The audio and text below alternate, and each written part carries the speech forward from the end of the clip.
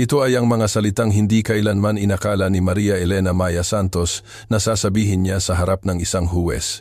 Ngunit sa madaling araw ng Oktubre 15 habang nililinis niya ang marmol na sahig ng mansyon ng mga De La Cruz sa eksklusibong Forbes Park, nagbago ang lahat ng tuluyan.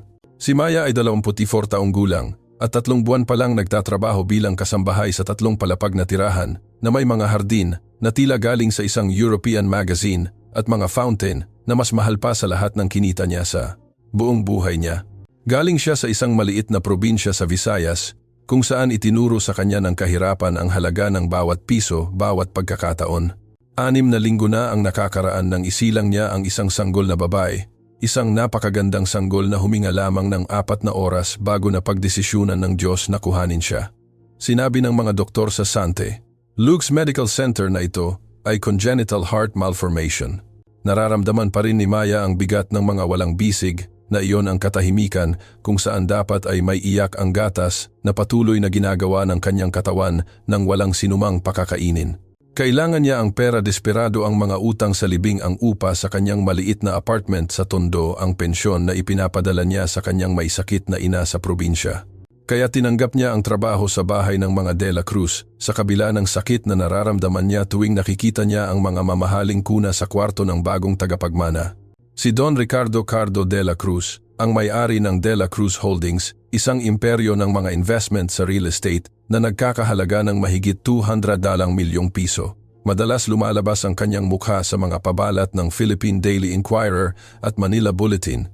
Isang lalaki na 42 taong gulang, may maitim na buhok na may ilang pirasong uban, matibay na panga at kulay abo na mata na nakakaintimida sa sinumang makasalubong. Ang kanyang asawa, si Stella Monteverde de la Cruz, ay ang lahat ng hindi si Maya. Matangkad payat na may hangin ng pagiging superior na tanging ang minanang yaman lamang ang makapagbibigay. Nagmula siya sa isang aristocratic na pamilya sa Makati at hindi kailanman nagtrabaho ng isang araw sa kanyang buhay. Umiikot ang kanyang mundo sa mga charitable events, eksklusibong spa at mga hapunan sa award-winning na restaurant. Isinilang nila ang kanilang panganay na anak, 2 linggo pa lang ang nakakaraan, si Santiago Tiago Monteverde de la Cruz.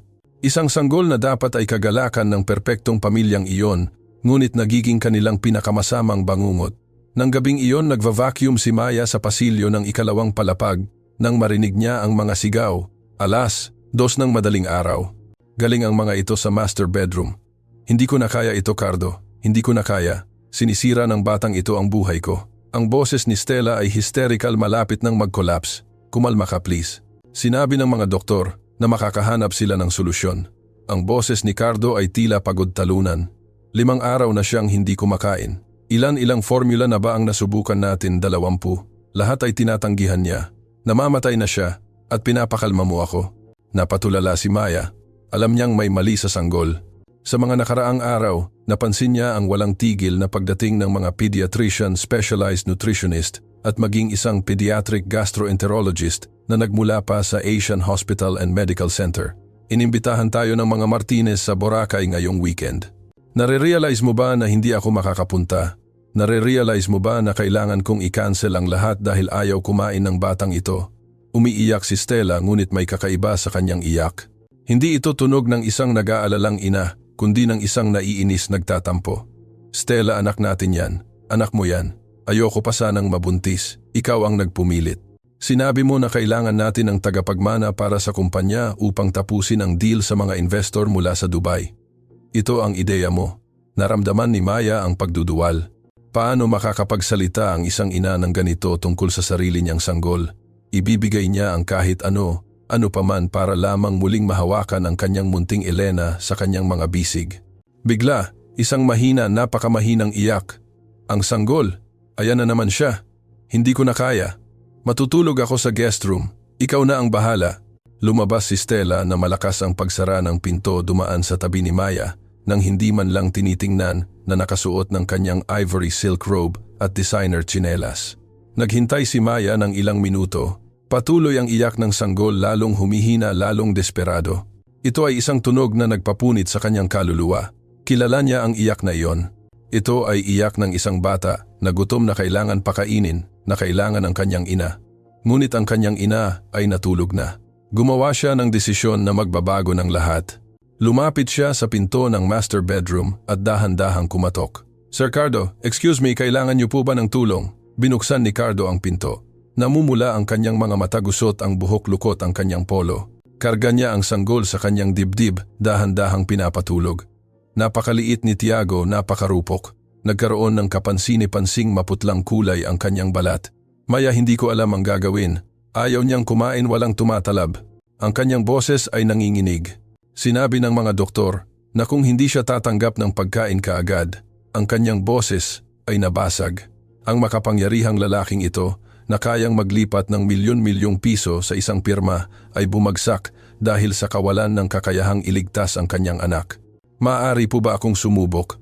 Sir, itinaas ni Maya ang kanyang mga bisig ng instinctive. Nagulat si Cardo ngunit nanaig ang desperasyon. Ibinigay niya ang sanggol. Nang hawakan ni Maya si Tiago sa kanyang mga bisig, naramdaman niya ang isang bagay na hindi niya naramdaman simula nang mawala si Elena, isang koneksyon. Tumigil ang sanggol sa pag-iyak sandali at binuksan ang kanyang madidilim na mata. Tinitingnan siya na parang nakikilala siya, na parang alam nitong nauunawaan niya ang sakit nito, ang gutom nito, ang pangangailangan nito. Sir Cardo, ako po 6 na linggo na po ang nakakaraan nang magkaroon ako ng sanggol, siya. Namatay po siya ilang oras lang pagkapanganak. Naramdaman ni Maya ang mga luha na dumadaloy sa kanyang pisngi. Ang katawan ko po ay gumagawa pa rin ng gatas. Kung papayagan niyo po ako, kung wala na pong ibang solusyon ang mga doktor, maaari po akong sumubok na pasusuhin siya ngayong gabi lang para lang po may laman ang kanyang tiyan. Napatulala si Cardo, tumingin kay Maya, tapos sa sanggol, tapos muli kay Maya. Siguradong maraming iniisip ang kanyang isip, ang protocol, ang mga social class. Ang sasabihin ng kanyang asawa, ang iisipin ng lipunan ng Maynila.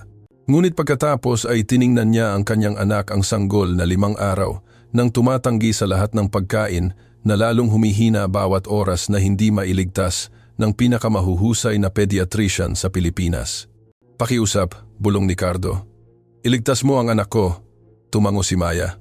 Hawak ang sanggol, lumakad siya patungo sa sofa, sa kwarto umupo, at may nanginginig na mga kamay inayos ang kanyang asul na blouse ng uniforme.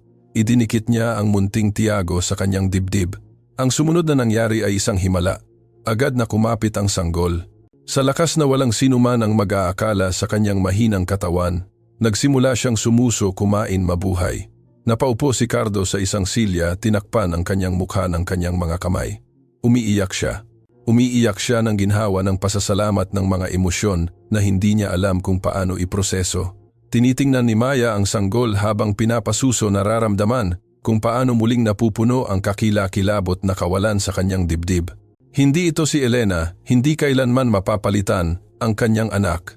Ngunit sa sandaling iyon, hawak ang batang iyon na kailangan siya gaya ng kailangan niyang bigyan ito ng buhay. Naramdaman niya na marahil lamang pareho silang makapagliligtas sa isa't isa.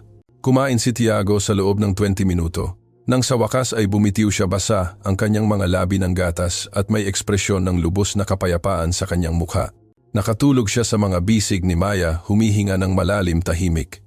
Sa unang pagkakataon sa loob ng 5 araw, ang milyonaryong sanggol ay busog, ngunit wala ni isa sa kanila, ni Cardo o ni Maya, ang nakakaalam na ang gawaing ito ng desperadong pag-ibig ay magdudulot ng bagyo na sisira sa mga sikreto. Magbubunyag ng mga kasinungalingan at maghaharap sa dalawang mundo na hindi kailanman dapat nag-cruise. Dahil si Stella Monteverde de la Cruz ay hindi papayag na ang isang simpleng kasambahay ay maging tagapagligtas ng kanyang anak.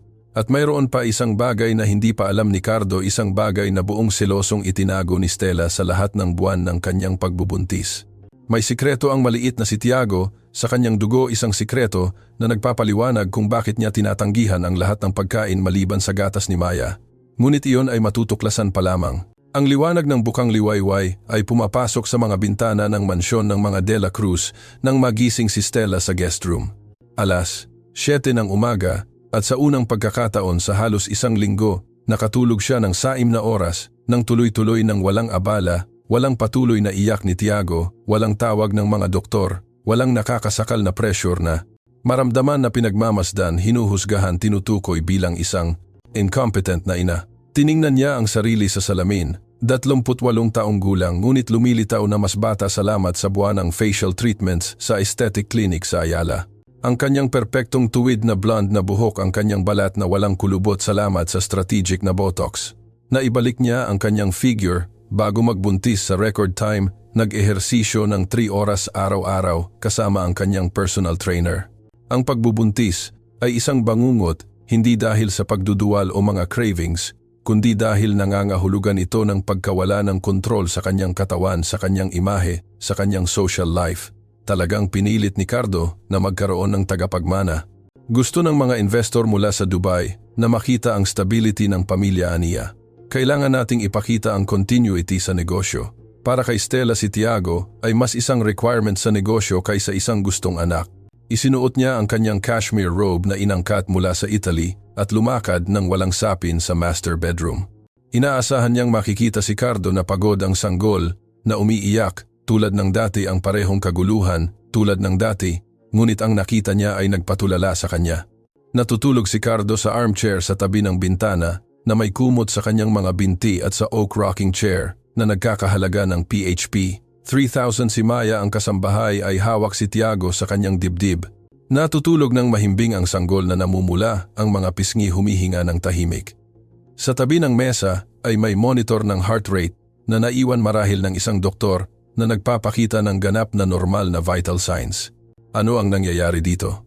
Ang boses ni Stella ay tunog latigo sa katahimikan ng kwarto. Nagising si Cardo nang nagulat. Nagulat si Maya, mahigpit na niyakap ang sanggol sa kanya bilang proteksyon. Stella, kaya kong ipaliwanag. Mabilis na tumayo si Cardo. Ipaliwanag kung bakit ang babaeng ito ay nasa kwarto natin, bakit hawak niya ang anak ko. Lumapit si Stella na nakakuyom ang mga kamao, ang kanyang mukha na karaniwang kontrolado ngayon ay baluktot sa galit. Namamatay na ang sanggol.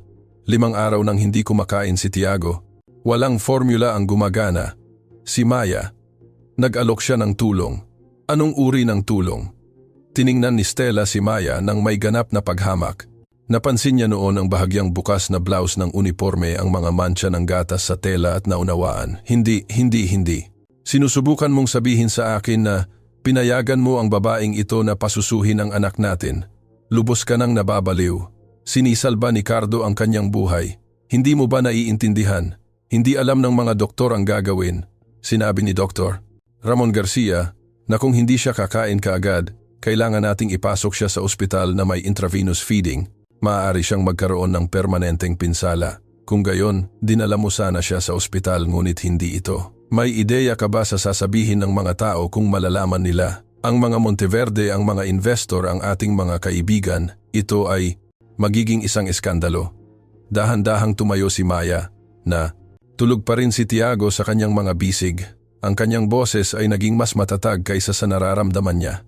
Mrs. De La Cruz, gusto ko lang po tumulong. Gutom na gutom po ang sanggol. Nawalan po ako ng anak kamakailan at ang katawan ko po ay gumagawa pa rin ng gatas. Hindi ko po intensyon na saktan kayo o magdulot ng problema. Gusto ko lang po na mabuhay ang bata. Tiningnan ni Stella si Maya mula ulo hanggang paa na may paghamak na tanging ang lumaki sa yaman ang makakapagsakdal. Ang anak mo, napaka-convenient. At sino ang makasisiguro sa akin na wala kang anumang sakit? Droga sa iyong sistema, alkohol. Wala kaming alam tungkol sa iyo, sa iyong buhay, sa iyong mga tao. Stella, tama na. Sumingit si Cardo sa pagitan ng dalawang babae. Si Maya ay nakapasa sa lahat ng medical exams nang i-hire natin siya. Ganap siyang malusog at salamat sa kanya ang anak natin ay buhay at busog sa unang pagkakataon sa halos 1 linggo. Tila upang kumpirmahin ang mga salita ng kanyang ama, umunat si Tiago sa mga bisig ni Maya at gumawa ng isang maliit na tunog ng kasiyahan nang hindi nagigising. Mukha siyang ganap na iba sa maputla at mahinang sanggol noong nakaraang gabi. May kulay ang kanyang mga pisngi, humihinga ng malalim at nakakuha pa ng kaunting timbang sa ilang oras na iyon. Kinuyom ni Stella ang kanyang panga. Ayaw niyang aminin, ngunit tama si Cardo. Mas maganda ang hitsura ng sanggol, mas maganda. Sige na nga, aniya sa wakas na may malamig na boses, ngunit ito ay tapos na. Tatawagan ko si Dr. Ramon Garcia, ang pediatrician ng Royal Family. Kung may makakahanap ng formula, nagagana siya iyon. Hindi namin kailangan ng alternatibong serbisyo ng kasambahay. Mama, isang boses ng bata ang narinig mula sa pinto. Si Andrea, ang 7 taong gulang na anak ni Cardo sa kanyang unang kasal. Isang payat na bata na may maitim na buhok at mga matang kuryoso na katulad ng sa kanyang ama. Bakit kayo sumisigaw? Nagising si Tiago. Bumalik ka sa kwarto mo, Andrea, utos ni Stella ng may katigasan. Hindi siya kailanman nakakonekta sa anak ni Cardo ang batang iyon, na patuloy na nagpapaalala sa kanya na hindi siya ang unang asawa, ang unang pamilya. Pero gusto kong makita ang kapatid ko. Sabi ni Papa may sakit siya. Lumapit si Cardo sa kanyang anak at niyakap siya. Mas mabuti na siya, prinsesa. Mas mabuti na. Tinulungan siya ni Ate Maya. Tiningnan ni Andrea si Maya na may malalim na mata na tila mas marami ang nakikita kaysa sa dapat makita ng isang 7 taong gulang na bata. Ikaw ang nagpagaling sa kapatid ko. Tumango si Maya na may malungkot na ngiti. Pinakain ko lang siya, bata. Gaya ng ginagawa ng mga nanay, sabi ni Andrea ng inosente. Pagkatapos ay tiningnan niya si Stella. Bakit hindi mo siya pinakain? Ang katahimikan na sumunod ay nakakabingi. Nanigas si Stella, namumula ang kanyang mukha sa kahihiyan at galit. Umubo si Cardo ng hindi komportable. Ibaba ni Maya ang kanyang tingin dahil may iba't ibang paraan ng pagpapakain ng sanggol. Andrea, sabi ni Cardo sa wakas. Minsan gumagamit tayo ng mga bote na may espesyal na formula. Si Stella ay may mga medikal na komplikasyon na pumipigil sa kanya na magpasuso. Ito ay kasinungalingan. Alam ng lahat sa kwartong iyon. Tinanggihan ni Stella mula sa simula ang ideya ng pagpapasuso. Sinira ang dibdib, aniya at primitibo pa. Para diyan ang mga modernong formula. Ngunit ang mga modernong formula ay hindi gumana kay Tiago. Sa sandaling iyon, nagising ang sanggol, binuksan ang kanyang maliliit na mata at tumingin sa paligid ng nalilito. Nang tumuon ang kanyang tingin kay Maya, may isang pambihirang nangyari. Ngumiti siya, isang maliit na ngiti, halos hindi napapansin ngunit totoo, at itinaas ang kanyang maliit na kamay sa mukha nito. Gutom na naman siya, bulong ni Maya. Kilala niya ang mga senyales, ang paggalaw ng bibig, ang maliit na tunog, ang paraan ng paghahanap niya gamit ang kanyang ulo. Ibigay mo ang bote na nasa warmer, utos ni Stella, nang may brusko. Kung kumain siya kagabi, kakain siya ngayon, mula sa isang normal na bote. Inihanda ni Cardo ang bote na may pinakamahal na formula, sa merkado inangkat mula sa Switzerland. Inalok niya kay Tiago. Agad itong tinanggihan ng sanggol, inikot ang kanyang ulo, nagsimulang umiyak sa pagkabigo. Sinubukan nila ng ibang brand, ibang temperatura, ibang posisyon. Walang gumana. Mas malakas na umiyak si Tiago, inaaruga ang kanyang maliit na katawan, namumula sa pagod. Ito ang parehong desperadong iyak ng nakaraang 5 araw. Pakiusap, sabi ni Cardo na tumitingin kay Maya nang may pakiusap sa mga mata. Minsan pa hanggang sa dumating si Dr. Ramon Garcia. Magpoprotesta sana si Stella ngunit inunahan siya ni Andrea. Hayaan mo na siya, Mama Stella, gutom ang sanggol, magkakasakit na naman siya. May kakaiba sa boses ng bata, isang maturity na hindi naaayon sa kanyang edad. Tiningnan ni Stella si Andrea nang may iritasyon ngunit walang sinabi. Muling umupo si Maya sa rocking chair. Sa malumanay at natural na galaw, idinikit niya ang sanggol sa kanyang dibdib. Agad na kumalma si Tiago at nagsimulang kumain. Ang kanyang maliliit na kamao ay lumuwag, ang kanyang paghinga ay naging malalim at regular. Bumuntong hininga si Cardo ng ginhawa. Ngumiti si Andrea. Lumabas si Stella ng kwarto na malakas ang pagsara ng pinto.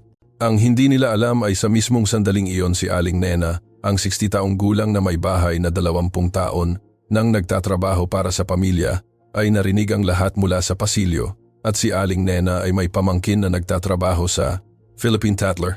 Kinabukasan ng hapon, ang kalahati ng Maynila ay nag-uusap tungkol sa iskandalo sa mansyon ng mga De La Cruz. Ngunit mayroong iba pa, isang bagay na mas madilim. Habang payapang kumakain si Tiago sa mga bisig ni Maya, sa isang pribadong klinika sa kabilang bahagi ng syudad, sinusuri ni Dr. Jose Lim ang resulta ng blood test na kinuha niya sa sanggol ilang araw na ang nakakaraan. Nanginginig ang kanyang mga kamay habang binabasa ang data sa screen ng kanyang computer. Hindi tumutugma ang blood type ni Tiago sa blood type ng kanyang mga magulang na genetically imposible, maliban kung ang isa sa kanila ay hindi talaga ang kanyang biological na ama. At si Dr. Jose Lim ay kakadiskubre lamang kung sino ang tunay na ama ni Santiago de la Cruz. Kinuha niya ang telepono na nanginginig ang mga kamay at diniyal ang isang numero na nakasave na sa loob ng ilang buwan, isang numero na hindi niya inakala na gagamitin niya. Magandang hapon, sabi niya nang sagutin sa kabilang linya. Kailangan kong makausap si Mr. Antonio Roxas. Sabihin niyo po na may impormasyon ako tungkol sa kanyang anak. Sa mansyon ng mga De La Cruz, habang ang araw ng Oktubre ay pumapasok sa mga bintana na nagpapaliwanag sa payapang mukha ni Tiago, walang sinuman ang nag-akala na ang katotohanan ay malapit ng sumabog at na kapag ito ay nangyari, Sisirain nito ang lahat sa kanyang daraanan. Natanggap ni Antonio Roxas ang tawag ni Dr. Jose Lim habang nanananghalian sa Cafe Juanita, isa sa mga lumang kainan sa Maynila. Siya ang senior partner ng Roxas Investments, ang pangunahing kakumpetensya ng De La Cruz Holdings. Isang lalaking 45 taong gulang, may brown na buhok, athletic na pangangatawan at isang ngiti na nakakakuha sa 12-dosenang may asawang. Babae sa alta sosyedad ng Maynila kasama na si Stella Monteverde de la Cruz. Sigurado ka ba talaga, tanong ni Antonio sa mahinang boses lumayo sa kanyang mesa patungo sa pribadong palikuran ng restaurant. Ang mga analysis ay hindi nagsisinungaling, Mr. Roxas. Ang AB negative blood type ng sanggol ay maaari lamang magmula sa iyong mga gene. Si Don Ricardo de la Cruz ay O positive. Imposibleng biologically na siya ang ama. Sumandal si Antonio sa marmol na dingding pinoproseso ang impormasyon. 10 buwan na ang nakakaraan nang magkaroon siya ng isang magulong relasyon kay Stella. Nagkakilala sila sa isang benefit gala sa The Peninsula, Manila. Si Stella ay naiinip sa kanyang perpekto at predictable na kasal. Si Antonio ay nabighani sa ideya ng pananakop sa asawa ng kanyang pinakamalaking kalaban sa negosyo. Kung ano ang nagsimula bilang isang mapanganib na laro ay naging lingguhang pagtatagpo sa isang discreet na apartment sa Quezon City. Sinabi ni Stella sa kanya na umiinom siya ng birth control. Malinaw na nagsinungaling siya o naging pabaya. Ilang tao ang nakakaalam nito? Tanong ni Antonio. Sa ngayon ako lang, ngunit kailangan kong isumite ang kumpletong ulat sa ospital. Ito ay protocol kapag may blood incompatibilities. May iba pang makakakita nito sa huli. Magkano ang gusto mo? May katahimikan sa kabilang linya. Pagkatapos ay binanggit ni Dr. Jose Lim ang isang halaga PHP 2.5 million para sa kanyang katahimikan at para baguhin ang medical records. Deal. Sabi ni Antonio. Ililipat ko ang pera ngayong hapon, ngunit pakinggan mo ako ng mabuti, Lim. Kung isang salita lang nito ang kumalat, hindi mo lang mawawala ang iyong medical license. May mga contact ako na kayang gawing napakahirap ang buhay mo. Naiintindihan, Mr. Roxas. Binaba ni Antonio ang telepono at tiningnan ang sarili sa salamin. May anak siya, isang tagapagmana. Ang sanggol na may apelyidong De La Cruz ay kanya. Ang irony ay masarap at nakakatakot sa parehong oras. Samantala sa mansyon sa Forbes Park, pansamantalang inilipat si Maya sa isang service room sa parehong palapag ng nursery ni Tiago. Pinilit ni Cardo. Kung gatas lamang niya ang tatanggapin ng sanggol, kailangan niya itong malapit 24 oras. Sumabog si Stella sa mungkahi. Nilayon mo bang manirahan ang babaeng ito sa ating palapag sa mga family room? Pansamantala lang, Stella, hanggang sa makahanap tayo ng solusyon. Ang solusyon ay ang makahanap ng formula na gumagana. Darating si Dr. Ramon Garcia bukas. Ayusin niya ito. Ngunit sa kaibuturan, alam ni Stella na walang formula ang gagana. May kakaiba kay Tiago, isang bagay na hindi niya naiintindihan na nagkokonekta sa kanya kay Maya sa isang hindi maipaliwanag na paraan. Nang gabing iyon, habang pinapakain ni Maya si Tiago sa ikalimang pagkakataon sa araw, pumasok si Cardo sa kwarto na may 2 tasa ng tsaa. Naisip kong baka kailangan mo ito, sabi niya, inaalok ang isa. Tsaa na tila sabi ng lola ko nakakatulong sa paggawa ng gatas. Tinanggap ni Maya ang tasa na may mahiyain ng ngiti. Salamat po, Sir Cardo, napakabait niyo po. Tawagin mo akong Cardo, please. Pagkatapos ng lahat ng ginawa mo para sa anak ko, sa palagay ko, ay pwede na tayong magtabi ng mga formalidad. Umupo siya sa armchair sa tapat niya. Sa unang pagkakataon, nakita siya ni Maya nang walang executive suit, nang walang maskara ng makapangyarihang negosyante. Naka-jeans siya at isang simpleng polo. Mukha siyang pagod, mahina tao. Ano ang pangalan ng anak mo? Tanong ni Cardo ng mahinahon. Naramdaman ni Maya ang pamilyar na buhol sa kanyang lalamunan. Elena. Si Elena Santos ipinanganak noong Agosto 28, alas 3 ng madaling araw. Tumimbang siya ng 2.9 kilogram. May itim siyang buhok tulad ko at mga mata. Hindi ko kailanman nalaman kung anong kulay ang kanyang mga mata. Ipinikit niya ang mga ito bago ko pa makita ng maayos. I am so sorry, Maya. Hindi ko maiisip ang sakit na iyon. Para akong namatay kasama niya. Sinabi ng mga doktor na hindi maayos ang kanyang puso, na walang magagawa, ngunit naramdaman ko siyang gumagalaw sa loob ko sa loob ng 9 na buwan. Narinig ko ang kanyang tibok ng puso. Pinangarap ko ang kanyang kinabukasan at pagkatapos sa loob ng ilang oras na wala ang lahat. Umandar si Cardo, inilagay ang kanyang mga siko sa kanyang mga tuhod. Ang ama, walang ama. Well, oo, mayroon, ngunit umalis siya nang sabihin kong buntis ako. Siya ay isang waiter sa restaurant kung saan ako nagtrabaho dati. Sinabi niya na hindi siya handang maging ama na masyado pa siyang bata. Tumawa si Maya ng walang pagpapatawa. Ako ay 24 at takot na takot ngunit hindi ako tumakas. Napakabata mo. Hindi ako matapang. Ginagawa ko lang ang dapat kong gawin para mabuhay tulad ng pagpunta sa Maynila, pagtatrabaho sa mga bahay ng iba, paglilinis ng banyo ng mga tao na hindi man lang tumitingin sa akin sa mata. Tinitingnan kita sa mata, sabi ni Cardo. At totoo iyon. Ang kanyang kulay abo na mata ay nagmamasid sa kanya ng may intensidad na nagparamdam sa kanya ng hindi komportable at komportable sa parehong oras. Tinapos ni Tiago ang kanyang pagkain at dahan-dahang dumighay. Tumawa si Maya at ininduyan siya sa kanyang mga bisig. Tinitingnan siya ng sanggol ng may lubos na paghanga, ang kanyang maliliit na daliri ay nakakapit sa kanyang asul na blouse. Kakaiba, bulong ni Maya. Kapag pinapakain ko siya, nararamdaman ko na parang narito si Elena sa isang paraan. Na parang sa pamamagitan ni Tiago patuloy siyang nabubuhay ng kaunti. Lumunok si Cardo. May isang bagay na malalim na nakakaantig sa eksena. Ang batang babaeng ito na nawalan ng lahat ay nagbibigay ng buhay sa kanyang anak nang may pagkabukas palad na hindi niya obligasyon na ibigay. Babayaran kita ng mas malaki, sabi niya. Bigla triple ng iyong kasalukuyang sahod at magkakaroon ka ng pribadong medical insurance, paid vacation, lahat ng kailangan mo. Hindi mo na kailangang gawin iyan, Sir Cardo. Ginagawa ko ito dahil gusto kong tumulong. Alam ko, at iyon mismo ang dahilan kung bakit gusto kong gawin ito. Ikaw ay...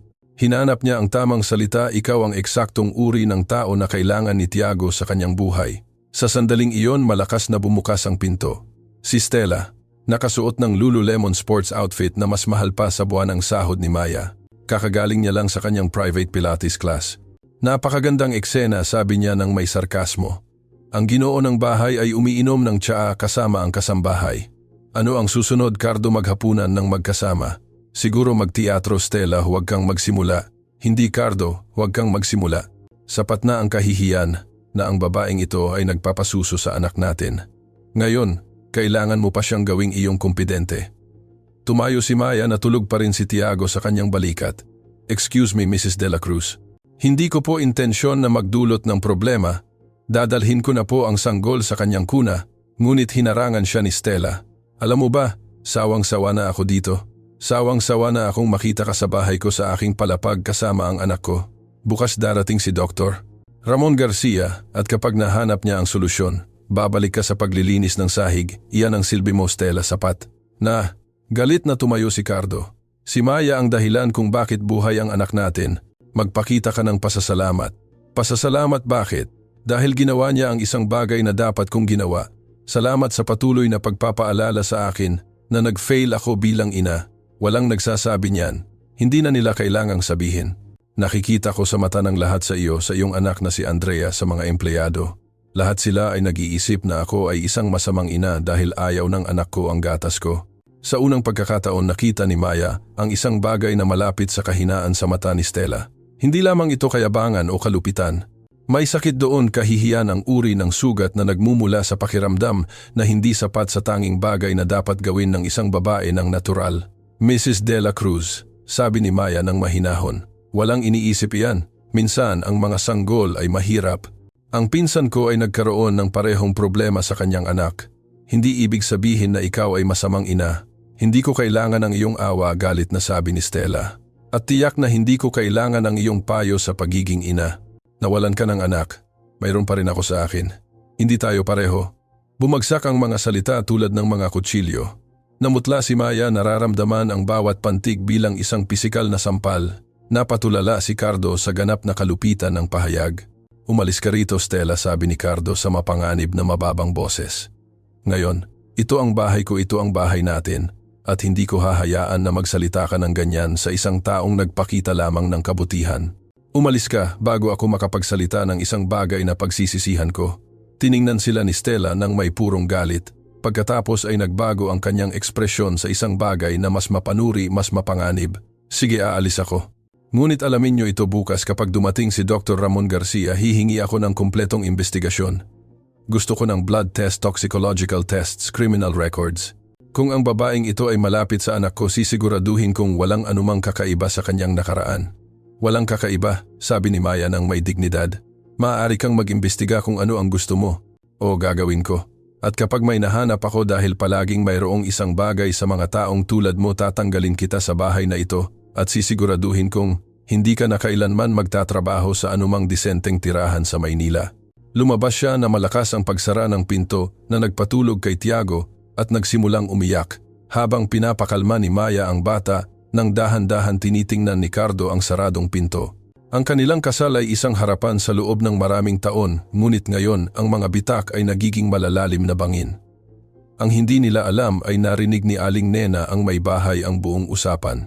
At sa gabing iyon, ilalathala ng kanyang pamangkin ang isang artikulo sa digital portal ng Philippine Tatler Eskandalo sa alta sosyedad asawa ng tycoon na si Don Ricardo de la Cruz. Tumangging magpasuso sa kanyang anak.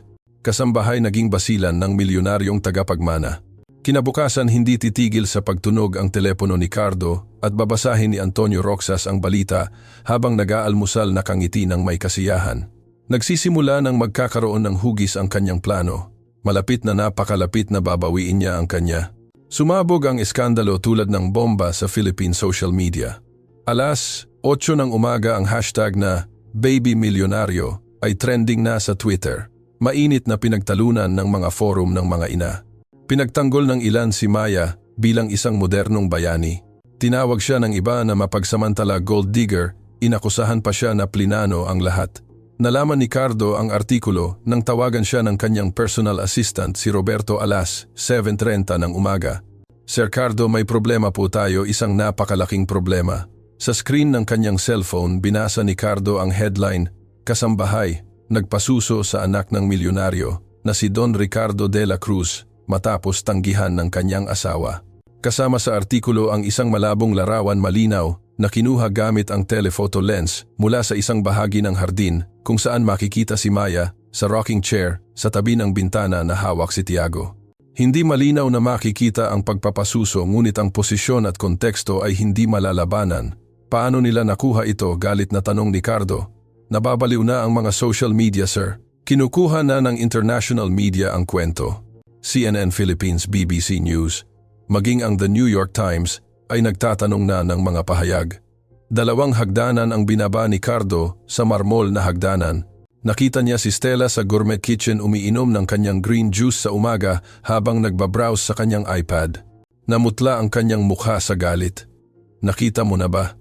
Galit na tanong niya nang hindi man lang bumati. Kakaalam ko lang. Stella, kailangan nating hawakan ito ng maingat. Isang maling pahayag. At isang maling pahayag, Cardo, nagiging katawa-tawa tayo sa buong Pilipinas. Nagpadala na sa akin ang mga kaibigan ko ng 20 mensahe. Tumawag sa akin ang presidente ng charity club para mag-alok ng suporta na ang eleganteng paraan niya ng pagsasabi na gusto niya ng chismis. Bumukas ang pinto ng kusina. Pumasok si Maya kasama si Tiago na kakagising lang. Nang makita ang mga ekspresyon sa mukha ni Cardo at Stella, huminto siya. May nangyari po ba? Tumawa si Stella ng histerikal. Kung may nangyari, sikat ka na Maya, pinag-uusapan ka ng buong Pilipinas. Ang kasambahay na nagligtas sa mahirap na mayaman na sanggol mula sa hambog at malupit na ina. Ano, namutla si Maya? Ipinakita ni Cardo ang kanyang telepono. Binasa ni Maya ang artikulo at naramdaman niyang nanginginig ang kanyang mga binti. Nagsimulang dumaloy ang mga luha sa kanyang pisngi. Hindi ko kailanman kakausapin ang press. Kailangan niyo po akong paniwalaan, Sir Cardo.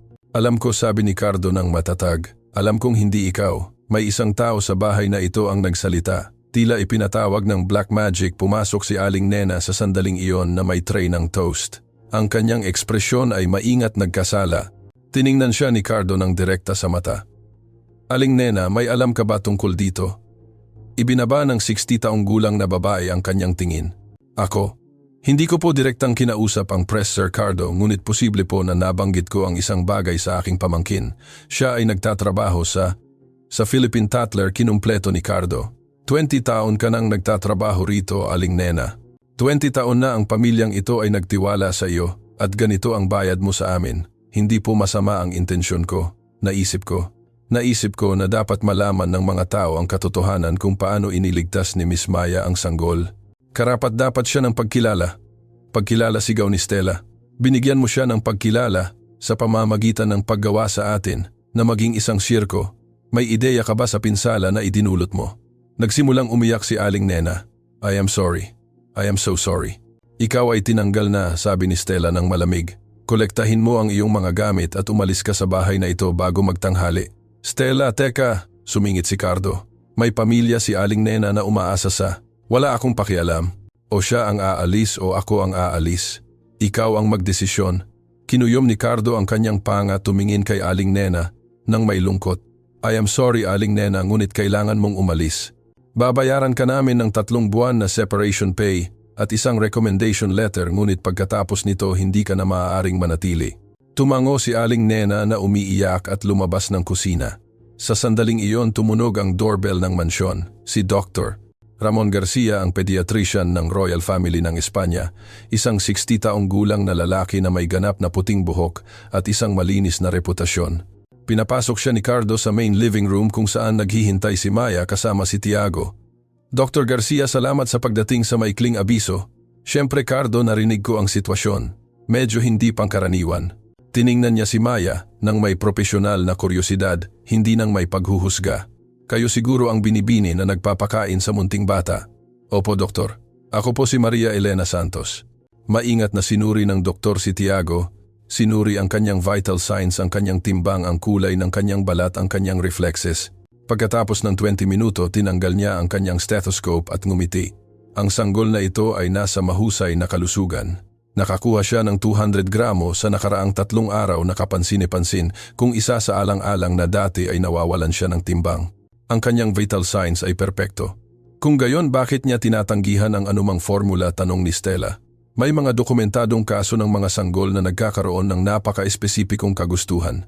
Ang ilan ay tumatanggi sa ilang lasa, texture, o maging temperatura. Sa mga bihirang kaso, ang emosyonal na ugnayan sa nagpapakain sa kanila ay gumaganap din ng mahalagang papel. Tiningnan niya si Maya. Malinaw na ang sanggol na ito ay nakakaramdam ng seguridad sa iyo. Ngunit dapat mayroong formula na gagana, giit ni Stella. Maaari nating subukan. May access ako sa mga espesyal na formula na hindi magagamit sa komersyo. Gayunpaman, kailangan kong maging tapat sa inyo. Binalingan niya sina Cardo at Stella. Kung ang sanggol ay umuunlad sa gatas ng ina, iyon ay objectively ang pinakamahusay na nutritional option. Walang formula gaano man ito ka-advanced ang makakapagkopya ng lubusan sa mga antibodies at nutrients ng gatas ng tao. Ngunit hindi ito maaaring magpatuloy nang walang hanggan, protesta ni Stella. Ito ay hindi nararapat. Hindi nararapat na iligtas ang buhay ng isang bata. Tiningnan siya ni Dr. Garcia nang may matinding tingin. Mrs. De La Cruz, marami na akong nakita sa aking 48 taon ng medical practice at sisiguraduhin ko sa iyo na ang isang mapagbigay na babae na nagbabahagi ng kanyang gatas sa isang sanggol na nangangailangan ay hindi malapit sa pagiging hindi pangkaraniwan. Ito ay sa katunayan isa sa mga pinakamagaganda at pinakakatao na nakita ko. Kinuyom ni Stella ang kanyang mga labi, ngunit walang sinabi. Ito ang aking profesional na rekomendasyon, ipagpatuloy ang kasalukuyang kaayusan sa loob ng hindi bababa sa 2 pang buwan. Sa panahong iyon, si Tiago ay makakapagsimula ng kumain ng solid food at ang transition ay magiging mas madali. Samantala, susubukan nating unti-unting ipakilala ang isang bote kada araw, napakabagal upang masanay siya. Tumango si Cardo. Salamat, doktor. Matapos umalis si Dr. Garcia, binalingan ni Stella si Cardo na nagliliyab ang mga mata. 2 buwan. Gusto niyang magpatuloy ito ng 2 buwan pa. Ito ang pinakamabuti para kay Tiago. At paano naman ang pinakamabuti para sa akin, para sa atin, para sa ating reputasyon? Makakabawi ang ating reputasyon. Ang anak natin ay hindi mapapalitan. Kinuha ni Stella ang kanyang Hermes bag mula sa mesa. Pupunta ako sa Cebu. Mananatili ako sa aking mga magulang ng ilang araw. Hindi ako maaaring manatili dito habang pinag-uusapan ako ng buong Maynila bilang ang inang iniwan ng kanyang sanggol. Walang nagsasabi niyan. Lahat sila ay iniisip iyan. At ikaw, itinuro niya si Maya, na nanatiling tahimik sa buong pagpapalitan ng salita. Mananatili ka rito sa bahay ko, pinapakain ang anak ko, kinukuha ang aking puwesto. Mrs. De La Cruz, hindi ko kailanman. Simula ni Maya, huwag kang makipag-usap sa akin. Ayoko marinig ang boses mo. Lumabas si Stella na malakas ang pagsara ng pinto na nagpayanig sa mga kuwadro sa dingding. Napaupo si Cardo sa sofa, tinakpan ang kanyang mukha ng kanyang mga kamay. Si Tiago na walang kamalay-malay sa drama ay mahimbing na natutulog sa mga bisig ni Maya. I am sorry, bulong ni Cardo. I am sorry na pinagdadaanan mo ito. Wala sa mga ito ang kasalanan mo. Siguro po dapat na akong umalis, humanap ng ibang trabaho. Maaari kayong kumuha ng profesional na basilan, isang taong. Hindi tumingala si Cardo. Huwag kang umalis, kailangan ka ni Tiago at ako. Kailangan din kita rito. May isang bagay sa paraan ng kanyang pagsabi, isang bagay na nagpatibok ng mas mabilis sa puso ni Maya. Hindi ito nararapat. Siya ang kanyang employer, isang may asawa milyonaryo. Siya ay isang kasambahay lamang mula sa isang nawawalang probinsya sa Visayas. Ngunit sa sandaling iyon nagkatinginan sila na may tulog na sanggol. Sa pagitan nila pareho silang naramdaman na may isang bagay na nagbago nang hindi na mababawi. Ang hindi nila alam ay si Antonio Roxas ay sa mismong sandaling iyon sa kanyang opisina sa Bonifacio Global City, binabasa ang parehong artikulo na may nasiyahang ngiti. Tinawagan niya ang kanyang personal na abogado, si Attorney Benjo Ramos. Emilio, kailangan kong maghanda ka ng ilang dokumento.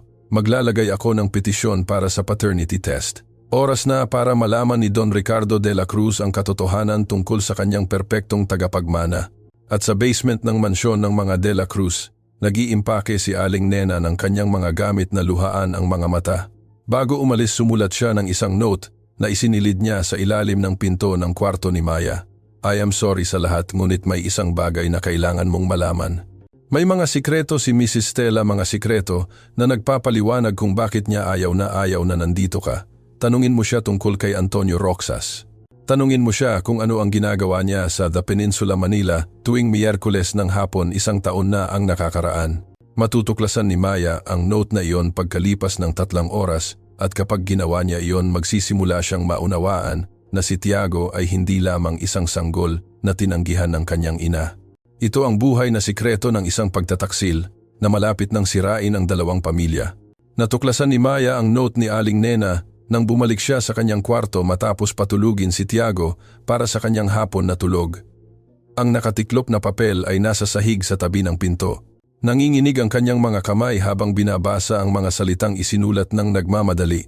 Antonio Roxas, The Peninsula, Manila, Miyerkules ng hapon. Sino? Si Antonio Roxas.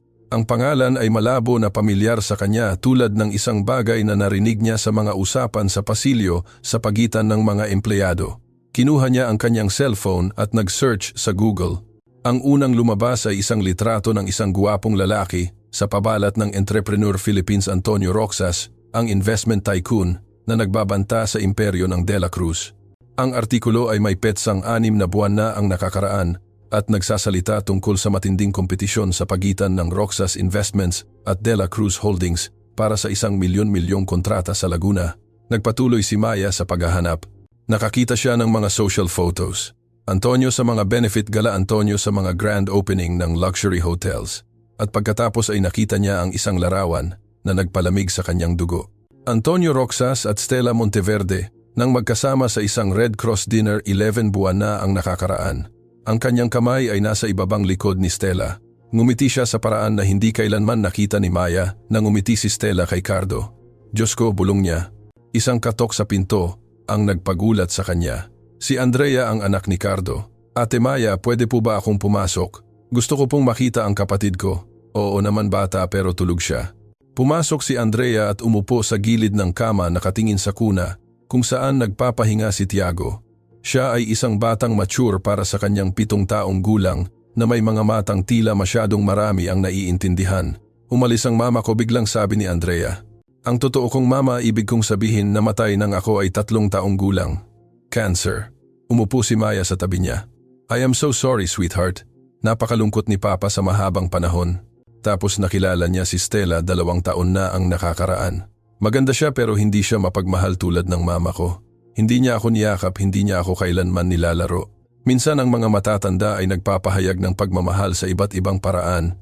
Sa tingin mo mahal ni Stella si Tiago? Tanong ni Andrea nang may brutal na pagiging tapat ng bata. Hindi alam ni Maya kung ano ang isasagot.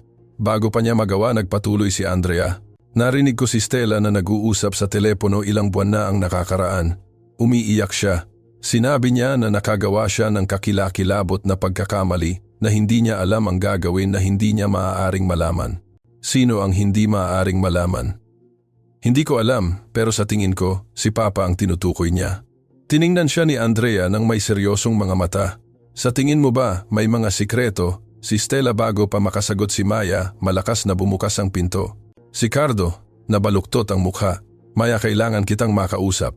Andrea, pumunta ka sa kwarto mo please. Pero Papa, ngayon prinsesa. Lumabas si Andrea nang nagkaladkad ang mga paa. Sinara ni Cardo ang pinto at sumandal sa pinto na parang kailangan niya ng pisikal na suporta upang hindi bumagsak. Kakatanggap ko lang ng legal na abiso. Si Antonio Roxas ay naghaharap ng petisyon para sa paternity test para kay Tiago. Huminto ang mundo ni Maya. Ano ang sinasabi niya? Na may ebidensya siya, na siya ang biological na ama, na nagkaroon siya ng relasyon kay Stella, na si Tiago ang kanyang anak, hindi akin. Dumausdos si Cardo sa pinto hanggang sa makaupo sa sahig na nakasandal ang ulo sa kanyang mga kamay. Naiintindihan mo ba ang ibig sabihin nito? Kung totoo kung hindi akin si Tiago, nabasag ang kanyang boses. Tiago, ang napakagandang sanggol na iyon na natutulog doon ay maaaring hindi akin. Kahit hindi siya biologically sa iyo, ikaw ang kanyang ama. Ikaw ang nandoon. Ikaw ang nag-alala sa kanya nang siya ay may sakit. Ikaw ang nagmamahal sa kanya. Tumingala si Cardo. Puno ng luha ang kanyang kulay abo na mata. Paano nangyari na ikaw na napakaraming pinagdaraanan na nawalan ng sarili mong anak ay kayang maging napakatalino at mapagbigay dahil tinuruan ako ng sakit kung ano ang tunay na mahalaga at hindi ito dugo kundi pag-ibig. Nagkatinginan sila ng matagal. Hinawakan ni Cardo ang mga kamay ni Maya. Tinawagan ko si Stella. Pinilit ko siyang bumalik kaagad sa Maynila na magbigay ng paliwanag sa akin. Binaba niya ang tawag. Ano ang gagawin mo? Magpapakonsulta ako sa paternity test. Kailangan kong malaman ang katotohanan kahit pasirain ako nito. Tumayo siya. Tinulungan din si Maya na tumayo. Ngunit mayroon pa akong isang bagay na kailangan mong malaman. Anuman ang matuklasan ko, anuman ang biological na ama ni Tiago, hindi ko papayagan na kuhanin siya ni Antonio Roxas. Mananatili sa akin ang sanggol na iyon. Sa sandaling iyon, nagising si Tiago na umiiyak. Lumapit si Maya sa kuna at kinuha siya sa kanyang mga bisig. Agad na kumalma ang sanggol nang makilala siya. Pinagmasdan sila ni Cardo, ina at anak, kahit hindi sila sa dugo. May mas maraming pag-ibig sa larawan na iyon kaysa sa lahat ng nakita niya sa kanyang kasal kay Stella. Maya, mayroon akong isang bagay na gustong itanong sa iyo at kailangan kong maging ganap na tapat ka sa akin. Siyempre, bakit mo ito ginagawa? Bakit ka nananatili dito, tinitiis ang paghamak ni Stella? Ang tingin ng mga tao ang iskandalo. Maaari kang umalis, humanap ng trabaho sa ibang bahay kung saan igagalang ka. Tiningnan ni Maya ang sanggol sa kanyang mga bisig. Tinitingnan siya ni Tiago ng mga madidilim na mata puno ng lubos na tiwala. Dahil kapag pinapakain ko si Tiago, kapag tinitingnan ko siya, nararamdaman ko na hindi namatay ang anak ko ng walang kabuluhan. Nararamdaman ko na ang kanyang maikling buhay ay may layunin upang ihanda ako upang iligtas ang sanggol na ito. At saka, huminto siya, kinagat ang kanyang labi. Mahalaga, napakahalaga sa akin. Hindi lang ito trabaho. Mahalaga sa iyo si Tiago o pati si Cardo. Iniwan ni Cardo ang tanong sa ere. Ngunit sinabi ng kanyang mga mata ang lahat. Naramdaman ni Maya ang init na umaakyat sa kanyang mukha. Sir Cardo, Cardo, please tawagin mo akong Cardo. Cardo, hindi ito nararapat. Ikaw ang aking employer. May asawa ka. Ang kasal ko ay natapos matagal na bago ka dumating. Ayaw ko lang makita. Stella at ako ay hindi kailanman para sa isa't isa. Ito ay isang maginhawang kaayusan na lalong naging hindi komportable sa paglipas ng panahon. Gayunpaman, ang usapan ay naputol ng doorbell ng mansyon. Bumaba si Cardo sa hagdan at binuksan ang pinto. Isang messenger na may opisyal na sobre. Sir Don Ricardo de la Cruz. Oo, hukom na subpina. Salang pasalom ipisan. Kailangan kang humarap sa darating na Lunes para sa paternity test. Narito ang lahat ng detalye. Kinuha ni Cardo ang sobre na nanginginig ang mga kamay. Umalis ang messenger. Nang buksan ni Cardo ang dokumento, mayroon pa siyang nakita sa loob. Isang litrato. Si Stella at Antonio. Naghahalikan ng may pagmamahal sa lobby ng The Peninsula, Manila. Ang petsa ay Enero 15, eksaktong 9 na buwan bago ang kapanganakan ni Tiago. Naramdaman ni Cardo na gumagalaw ang sahig sa ilalim ng kanyang mga paa. Sumandal siya sa dingding upang hindi bumagsak. Mabilis na bumaba si Maya sa hagdan, hawak pa rin si Tiago. Ano ang nangyari? Ano ang sinasabi ng dokumento? Ipinakita ni Cardo ang litrato ng walang sinasabi. Tiningnan ito ni Maya at naramdaman ang pagduduwal. I am so sorry, bulong niya. Kailangan kong kausapin ang aking mga abogado. Ito ay magiging napakapangit, Maya. Napakapangit. Magkakaroon ng legal battles eskandalo sa media investigasyon at ikaw ay mapapahamak sa gitna ng lahat ng ito kung mananatili ka. Hindi ako aalis, sabi ni Maya ng matatag. Kailangan ako ni Tiago at ako. Kailangan din kita kayong dalawa. Tiningnan siya ni Cardo ng may halong pasasalamat, sakit at isang bagay na mas malalim na hindi pa handang pangalanan ng sinuman sa kanila. Kung gayon, maghanda ka dahil nagsisimula pa lang ang bagyo. Nang gabing iyon, habang natutulog ang Maynila, 3 tao ang nanatiling gising. Si Cardo sa kanyang opisina, napapalibutan ng mga abogado, naghahanda ng kanyang legal na depensa laban kay Antonio Roxas. Si Stella sa mansyon ng kanyang mga magulang sa Cebu, umiinom ng alak at umiiyak, alam niyang malapit nang sumabog ang kanyang mga kasinungalingan sa kanyang mukha. At si Antonio sa kanyang luxury penthouse sa Bonifacio Global City, tinitingnan ang isang litrato ni Tiago na nakita niya sa internet, hinahawakan ang screen ng isang daliri at bumubulong. Malapit na, anak ko, malapit ka nang mapunta sa lugar mo. Ngunit may isang bagay na hindi alam ng sinuman sa kanila, isang bagay na magbabago ng lahat ng ganap. Si Dr. Jose Lim ang parehong nagbenta ng kanyang katahimikan kay Antonio ng PHP 2.5 million ay nagtago ng kopya ng blood test at ang kopya na iyon ay nagpakita ng isang bagay na hindi niya sinabi kay Antonio, isang mahalagang bagay.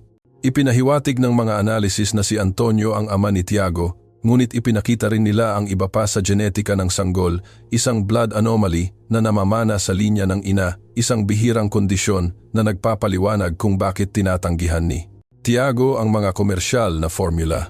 At ang parehong kondisyon ay naroroon sa blood test ni Maya na naifile ng ospital ng mga anak siya kay Elena. Ito ay isang kondisyon na lumalabas sa mas mababa sa 0.01% ng populasyon ng Pilipinas ang parehong kondisyon kay Tiago at kay Maya, na statistically imposible maliban kung may direktang koneksyon sa pamilya sa pagitan nila. Itinago ni Dr. Jose Lim ang impormasyong iyon sa kanyang safe. Isang araw naisip niya ito ay magiging mas mahalaga kaysa sa PHP 2.5 milyon na ibinayad sa kanya ni Antonio, ngunit hindi niya alam na ang araw na iyon ay darating ng mas maaga kaysa sa kanyang inaakala. Masyadong mabilis na dumating ang Lunes. Si Cardo, Stella at Antonio ay humarap sa Specialized Clinical Laboratory sa Ayala Avenue kasama ang kanilang mga abogado. Ang tensyon ay napakakapal na maaari mong putulin ng kutsilyo. Nanatili si Maya sa mansyon kasama si Tiago at Andrea.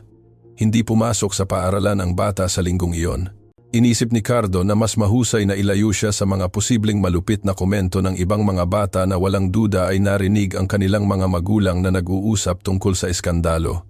Papatanong ni Andrea habang pinagmamasdan si Maya na naghahanda ng tanghalian sa napakalaking kusina. Siyempre anak, pero paano kung hindi pala totoong kapatid ko si Tiago, kukunin ba siya? Lumuhod si Maya sa harap ng bata, hinawakan ang kanyang maliliit na kamay. Pakinggan mo ako ng mabuti, Andrea. Mahal na mahal ng papa mo si Tiago. Ano man ang sabihin ng mga papeles, ang sanggol na iyon ay kapatid mo at gagawin ng papa mo ang lahat para manatili kayong magkasama at ikaw mananatili ka rin. Isang simple, inosenteng tanong, ngunit puno ng napakabigat na timbang na naramdaman ni Maya ang mga luha na namumuo sa kanyang mga mata. Hanggat kailangan niyo ako, narito ako. Mahigpit siyang niyakap ni Andrea. Kailangan ka namin ng sobra. Ikaw lang ang nagpaparamdam sa bahay na ito na parang tahanan. Sa laboratorio ang mga bagay ay hindi gaanong emosyonal. Dumating si Stella ng 30 minuto ang late, nakasuot ng madilim na salamin at mink coat sa kabila ng relatibong mainit na Oktubre sa Maynila. Late ka, sabi ni Cardo sa malamig na boses nang sa wakas ay dumating siya. Ang traffic mula Cebu ay kakilakilabot. Dapat bumalik ka kagabi tulad ng sinabi ko sa iyo. Ayaw kitang makita. Pinagmasdan ni Antonio ang pagpapalitan ng salita ng may bahagyang nakatagong kasiyahan. Naka-Armani suit siya na nagkakahalaga ng mahigit PHP $250,000. Ang kanyang abogado, isang kalbo na lalaki na nagngangalang attorney Benjo Ramos, na kilalang nananalo sa mga imposibleng kaso gamit ang mga questionableng pamamaraan, ay bumubulong sa kanyang tainga. Magandang umaga sa lahat, sabi ng doktor na inatasan, isang geneticist na nagngangalang Dr. David Chua. Magpapatuloy tayo sa blood extractions. Ang proseso ay simple at walang sakit. Ang mga resulta ay magiging handa sa 72 oras. Hindi ba ninyo mapabilis, tanong ni Antonio? Babayaran ko ang kailangan. Hindi maaaring madaliin ang mga prosesong siyentipiko, Mr. Roxas. Ang katumpakan ay mas mahalaga kaysa sa bilis. Isa-isa silang kinuha ng sample ng dugo. Si Cardo ang nauna na may mukhang walang ekspresyon, ngunit puti ang kanyang mga kamao sa paghigpit. Si Stella ang sumunod, iniiwasang tumingin sa sinuman sa mata. Si Antonio ang huli nakangiti ng may tiwala. Kailangan din namin ng sample mula sa sanggol, sabi ni Dr. Chua. Talagang kailangan, tanong ni Cardo. Siya ay isang bagong panganak. Natatakot ako na oo, ngunit gagamitin namin ang isang napakanipis na karayom. Mabilis lang ito. Tinawagan ni Cardo si Maya. Maaari mo bang dalhin si Tiago sa laboratorio? Kailangan nila ng sample ng dugo 30 minuto. Pagkatapos dumating si Maya kasama ang sanggol.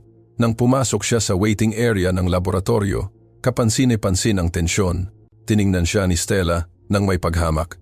Si Antonio gayunpaman ay pinagmasdan siya ng may kuryosidad. Kaya ikaw pala ang sikat na basilan, sabi ni Antonio, tumayo at lumapit. Marami na akong nabasa tungkol sa iyo sa balita. Mr. Roxas, sabi ni Maya nang magalang ngunit malamig. Mukhang malusog ang sanggol. Mahusay ang iyong ginawa. Itinaas niya ang kanyang kamay upang hawakan si Tiago, ngunit automatikong umatras si Maya. Mas gusto kong huwag niyo po siyang hawakan. Nanigas ang ngiti ni Antonio. Ang sanggol na iyon ay maaaring legal na akin sa loob ng ilang araw. Iminumungkahi ko na baguhin mo ang iyong saloobin. Ang sanggol na iyon, sumingit si Cardo, sa pagitan ni na Antonio at Maya, ay akin hanggat walang legal na dokumento na nagsasabi ng iba, at pasasalamatan kita kung lalayo ka sa kanya at sa mga taong nag-aalaga sa kanya. Palaging teritorial, Cardo, kahit sa mga bagay na hindi mo pag-aari. Nagkatinginan ang dalawang lalaki ng may purong galit. Kinailangan ni Attorney Benjo Ramos na sumingit, inilagay ang kanyang kamay sa balikat ni Antonio. Mga Ginoo, nasa isang propesyonal na lugar tayo. Panatilihin natin ang ating pagiging kalmado. Pumasok si Dr. Chua sa sandaling iyon. Miss, please pumasok ka kasama ang sanggol. Pumasok si Maya sa extraction room. Si Dr. Chua ay nakakagulat na. Banayad dinidistrahi si Tiago ng isang makulay na laruan habang kinukuha ang isang maliit na sample ng dugo mula sa kanyang takong. Saglit na umiyak ang sanggol, ngunit kumalma nang yakapin siya ni Maya sa kanyang dibdib. Tapos nasabi ng doktor, "Maaari na kayong umalis. Tatawagan namin kayo sa Huwebes na may mga resulta." Habang lumalabas si Maya, kasama si Tiago, narinig niya ang matataas na boses. Nagtatalo sina Cardo at Stella sa isang sulok ng waiting area. "Paano mo nagawa ito sa akin?" Nanginginig ang boses ni Cardo sa galit. "Gaano katagal? Ilang beses sa kama natin?" "Hindi kailanman sa kama natin," sagot ni Stella sa pagod na boses. "Palaging sa The Peninsula, Manila. Tuwing Miyerkules. Naisip ko na nasa iyong Pilates class ka. Hindi ako pumunta sa Pilates sa loob ng 2 taon, Cardo. Naisip ko na napansin mo. Bakit? Bakit mo ginawa?" Sa wakas ay tinanggal ni Stella ang kanyang salamin. Pula ang kanyang mga mata, namamaga sa pag-iyak. "Dahil hindi ka kailanman naging kasama ko. Palagi kang nagtatrabaho o kasama si Andrea o iniisip ang iyong namatay na asawa. Ako ay isang accessory lamang, ang trophy wife para sa iyong mga business event. Hindi iyan totoo. Hindi kailan mo huling tinanong kung kumusta ako, ano ang nararamdaman ko, ano ang gusto ko sa buhay. Para sa iyo ang mahalaga lang ay maganda ako sa mga litrato at mag-organisa ng perpektong hapunan. Kung gayon ang solusyon ay ang makipag-ugnayan sa aking kakumpetensya, mabuntis sa kanya, hindi ko plinano na mabuntis, aksidente lang. At nang malaman ko huli na huminto siya. Para saan? Para alisin ang pagbubuntis. Tiningnan siya ni Cardo ng may takot. Siyempre pinag-isipan ko, pero pagkatapos ay napakasaya mo sa ideya ng isang tagapagmana. Lahat ng investor ay nagtatanong tungkol sa aking pagbubuntis. At si Antonio, sinabi ni Antonio na mas mabuting itago ang sikreto na walang sino man ang kailangang malaman. Alam niya mula sa simula. Siyempre alam niya anak niya. Bumagsak ang mga salita tulad ng mga bomba. Si Maya, na nakikinig ng hindi sinasadya mula sa pasilyo, ay naramdaman na kumipot ang kanyang puso.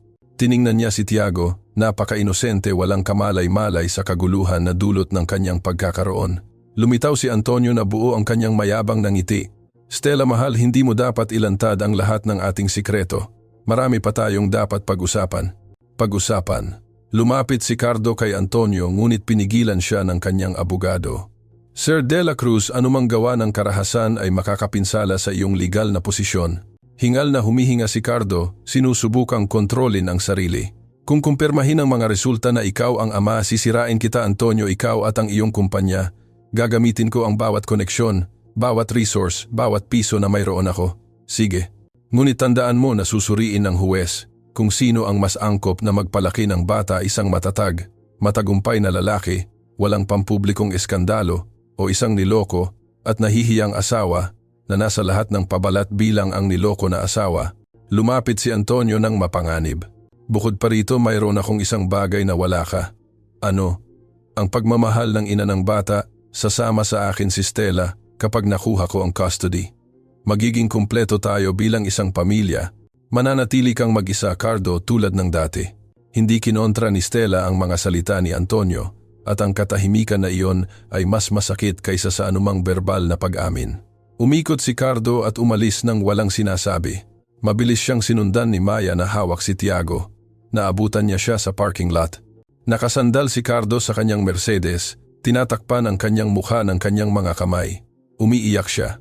Ang makapangyarihang lalaking iyon, ang negosyanteng tycoon, ay umiiyak na parang bata.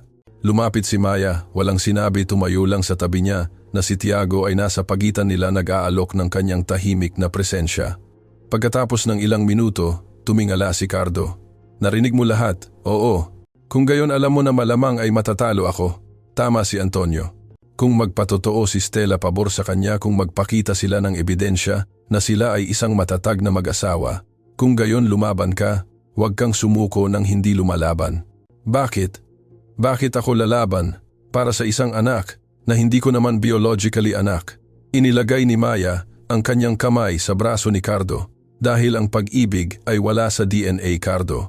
Ito ay nasa mga gabing walang tulog, sa mga alalahanin, sa pagnanais ng pinakamabuti para sa kanya anuman ang personal na gastos.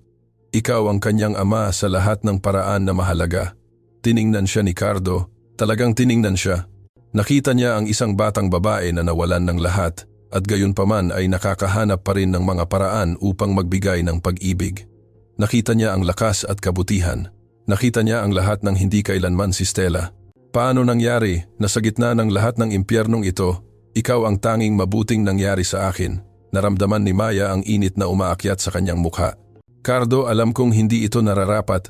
Alam kong ang timing ay kakila-kilabot, ngunit kailangan kong malaman mo na nagbago ka ng isang bagay sa akin sa bahay na ito sa lahat. Bago pa makasagot si Maya, tumunog ang telepono ni Cardo. Si Attorney Miguel Reyes, ang kanyang pangunahing abogado. Cardo, may mas malaking problema tayo. Kakapasa lang ni Antonio ng emergency motion. Gusto niya ng temporary custody kay Tiago kaagad. Sinasabi niya na habang ikaw ay emotionally unstable at ang sanggol ay umaasa sa isang empleyada para sa pagkain, makapagbibigay siya ng mas matatag na kapaligiran. Magagawa niya iyan, nagawa na niya. Mayroon tayong judicial hearing bukas alas 10 ng umaga. Kailangan mong maghanda. Binaba ni Cardo ang telepono at tiningnan si Maya ng may desperasyon. Susubukan nilang kunin siya sa akin bukas. Ngunit ang hindi nila alam ay si Dr. Jose Lim ay sa mismong sandaling iyon ay tinitingnan ang blood test ni Tiago sa kanyang computer at natuklasan niya ang anomaly, ang genetic connection sa pagitan ni Tiago at Maya. Kinuha niya ang telepono at diniyal ang isang numero, oras na upang taasan ang presyo ng kanyang katahimikan. Ang impormasyong ito ay mas mahalaga kaysa sa PHP 2.5 million na ibinayad sa kanya ni Antonio. Ang impormasyong ito ay nagkakahalaga ng milyon-milyon at malapit ng baguhin ang kapalaran ng lahat ng kasama. Ang korte ng Metropolitan Trial Court Branch 12 ng Maynila ay puno. Mga reporter, curious na tao at abogado ang pumuno sa bawat available na sulok. Ang kaso ng De La Cruz Roxas ay naging iskandalo ng taon at lahat ay gustong masaksihan ang drama sa unang hilera. Pumasok si Cardo na nakasuot ng kanyang pinakamagandang bespoke suit, ngunit ang mga dark circles sa ilalim ng kanyang kulay abo na mata ay nagpapakita na hindi siya natulog sa loob ng ilang araw. Ang kanyang legal team ang nakapalibot sa kanya, Attorney Miguel Reyes at 2 pang abogado na espesyalista sa family law. Dumating si Antonio ilang minuto pagkatapos nakangiti nang may nakakairitang tiwala kasama si Attorney Benjo Ramos at Stella. Nakasuot siya ng cream-colored Chanel suit, perpektong ayos ang buhok, impeccable makeup. Mas mukha siyang modelo sa isang runway kaysa isang ina na nagtatalo para sa custody ng kanyang anak. Nakaupo si Maya sa mga bench ng publiko na tulog si Tiago sa kanyang kandungan. Si Andrea ay nasa mansyon kasama ang isang temporary nanny. Pinilit ni Cardo na dalhin ni Maya ang sanggol. Kailangan makita ng huwes na malusog si Tiago maayos ang pag-aalaga. At ikaw ang dahilan niyan. Pumasok ang hukom na si Carmen Molina sa korte. Siya ay isang babaeng nasa 50 anyos, may seryosong ekspresyon at reputasyon ng pagiging matigas, ngunit patas na hawakan niya ang ilan sa pinakakomplikadong kaso ng custody sa Pilipinas. Magandang umaga. Ito ay isang pambihirang pamamaraan na hiniling ni Mr. Antonio Roxas upang matukoy ang temporary custody ng menor na si Santiago de la Cruz Monteverde hanggang sa malutas ang pinal na paternity. Attorney Ramos, maaari ka nang magsimula. Tumayo si Attorney Benjo Ramos, inayos ang kanyang Italianong kurbata. Your Honor, ang aking kliyente ay naghahanap ng pinakamabuti para sa menor. Malinaw ang mga katotohanan. Si Don Ricardo de la Cruz ay dumaranas ng matinding emosyonal na krisis bunga ng pagkadiskubre ng pagtataksil ng kanyang asawa. Hindi matatag ang kanyang estado ng pag-iisip. Bukod pa rito, ang sanggol ay ganap na umaasa sa isang kasambahay para sa kanyang pagkain na lumilikha ng isang sitwasyon ng hindi malusog na pagdepende. Mayroon ka bang ebidensya ng sinasabing hindi matatag na estado ng pag-iisip ni Mr. De La Cruz? Tanong ng hukom.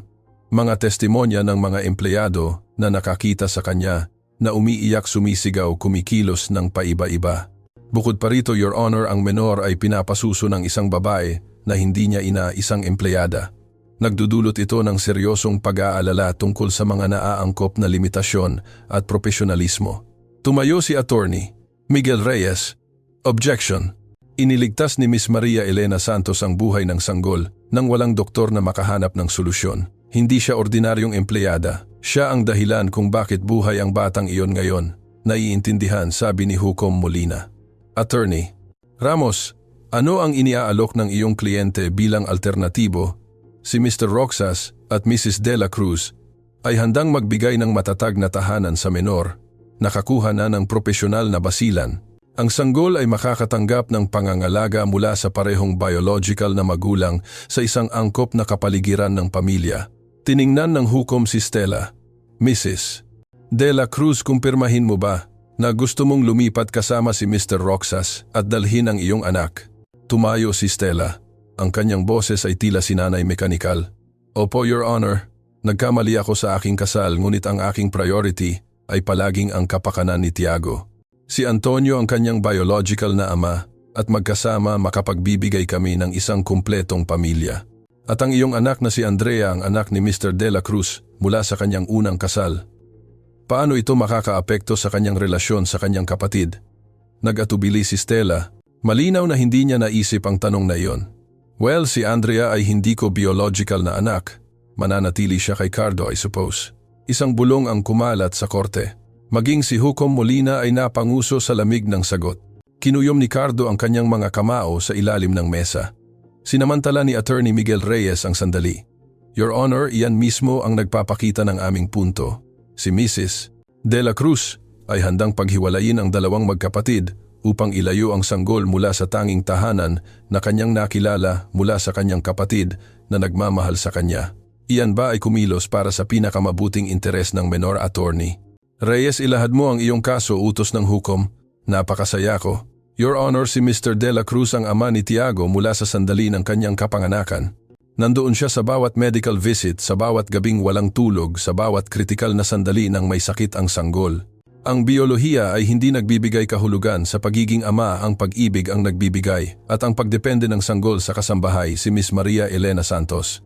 Ipinahiwatig ni Attorney Miguel Reyes kung nasaan si Maya. Siya ay isang 24 taong gulang na babae na nawalan ng sarili niyang sanggol 2 buwan na ang nakakaraan. Nang si Tiago ay literal na namamatay sa gutom, inalok niya ang kanyang gatas ng ina nang walang inaasahang kapalit. Na-evaluate siya, medically ganap siyang malusog, at ang sanggol ay umuunlad sa kanyang pangangalaga. Tiningnan ng hukom si Maya. Miss Santos, maaari ka bang lumapit kasama ang sanggol, please? Naramdaman ni Maya na nanginginig ang kanyang mga binti habang lumalakad patungo sa testigo.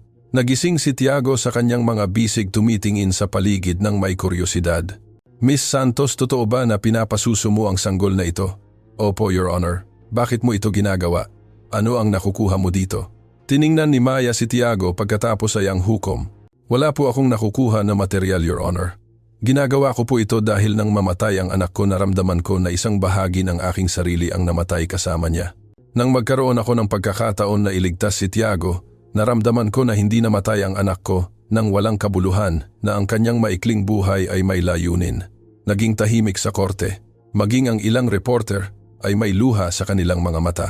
Mayroon ka bang emosyonal na pagkakabit sa sanggol? Opo, Your Honor, marami. At kay Mr. De La Cruz, ang tanong ay bumagsak tulad ng bomba. Naramdaman ni Maya ang init na umaakyat sa kanyang mukha. Lubos ko pong iginagalang si Mr. De La Cruz.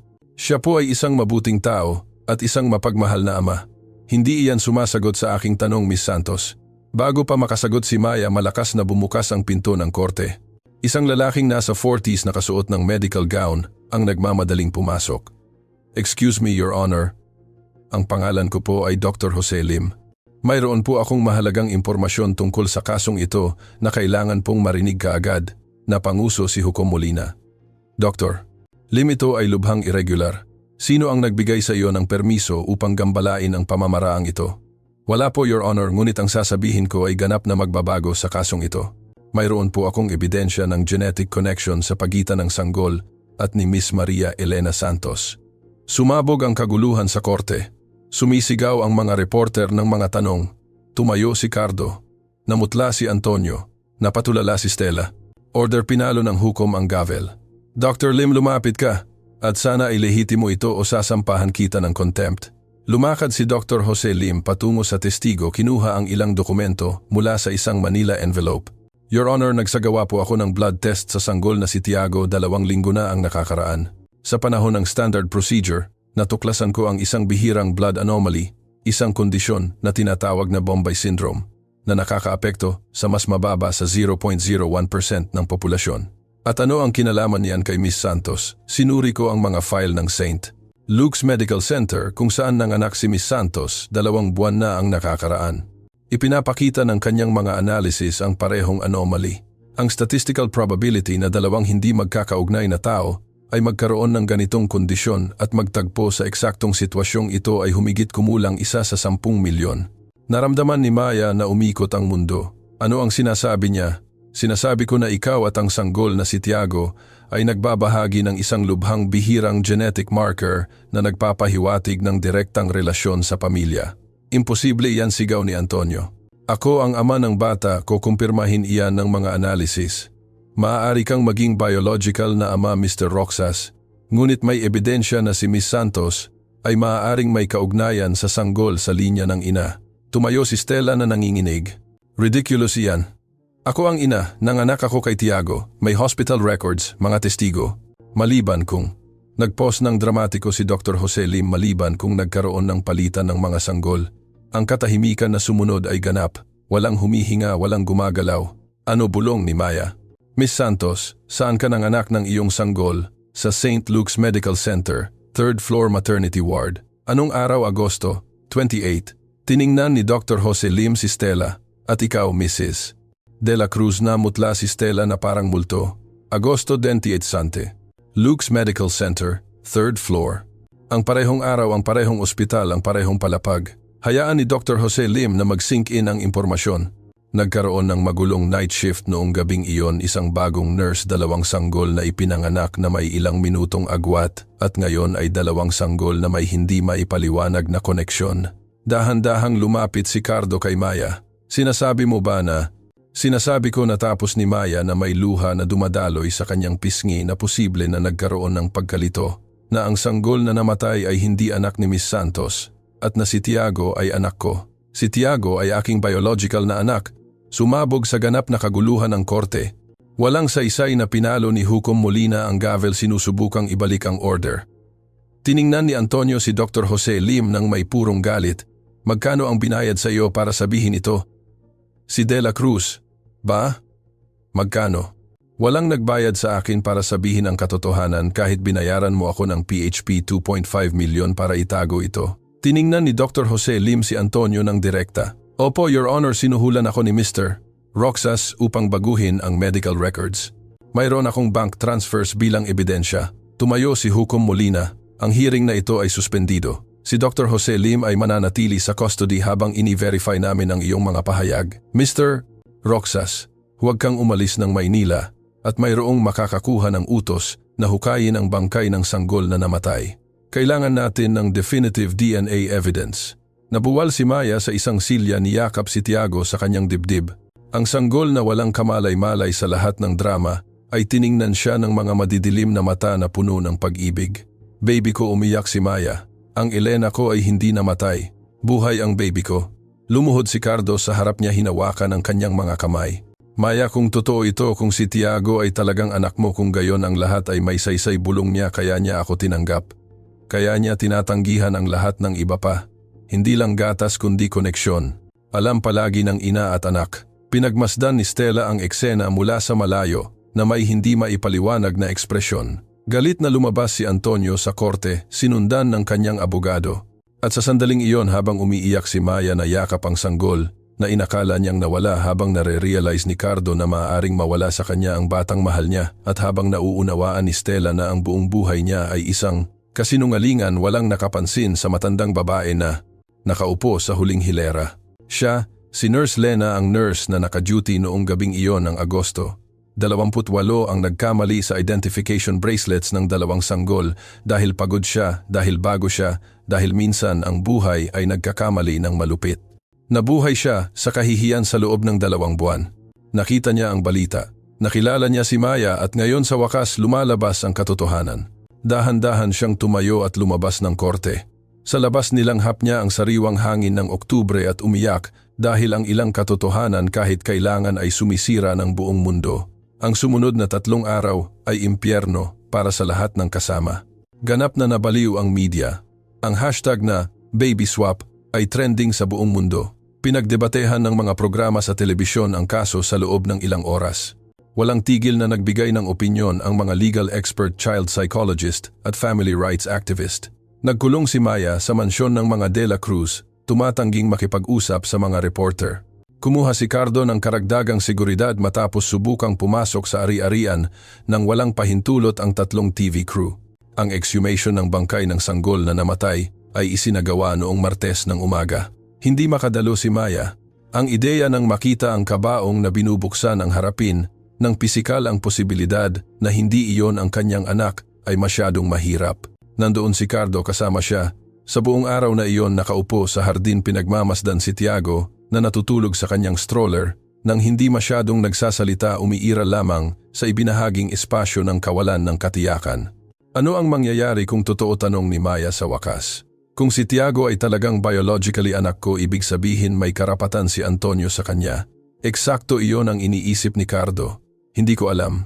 Legal, napakakomplikado. Ikaw ang magiging biological na ina. Si Antonio ang biological na ama, ang legal na ama hanggang ngayon. At si Stella ay nanganak ng isa pang sanggol na namatay. Kawawang babae, bulong ni Maya. Sa kabila ng lahat ng ginawa niya sa akin, hindi ko maiisip ang sakit niya ngayon. Binuhat niya ang isang sanggol sa loob ng 9 na buwan ng anak, at ang sanggol na iyon ay namatay at hindi niya kailanman nalaman. Hindi pa lumalabas si Stella sa kanyang kwarto sa hotel kung saan siya nananatili. Tumawag ang kanyang ina. Sabi niya sedated siya sa ilalim ng psychiatric supervision. Lumitaw si Andrea sa hardin na nakasuot ng kanyang uniform sa paaralan. Pinabalik siya sa paaralan upang panatilihin ang ilang normalidad. Papa, may mga pangit na sinasabi ang mga bata sa paaralan. Niyakap siya ni Cardo. Anong uri ng bagay, prinsesa, na masama si Stella, na ninakaw ni Maya ang sanggol? Na weird tayo. Dumaloy ang luha sa kanyang mga pisngi. Mananatili ba sa atin si Tiago? Hindi ko alam, anak, ngunit gagawin ko ang lahat para mangyari iyon. Kumalas si Andrea sa kanyang ama at lumapit kay Maya. Hinawakan niya ang kanyang kamay. Kung si Tiago ay talagang iyong baby, masaya ako dahil ibig sabihin yan, hindi namatay ang baby mo at mabait ka. Magiging isang amazing mom ka. Nagsimulang umiyak si Maya, niyakap ang bata. Salamat, Andrea. Malaking bagay iyan sa akin. Noong Huwebes ng umaga muling ipinatawag ang lahat sa korte. Handa na ang resulta ng DNA. Mas punong-puno ang korte kaysa dati. Pumasok si Hukom Molina na may seryosong ekspresyon, hawak ang isang nakasarang sobre. Ang kasong ito ay nakakuha ng pambansa at internasyonal na atensyon.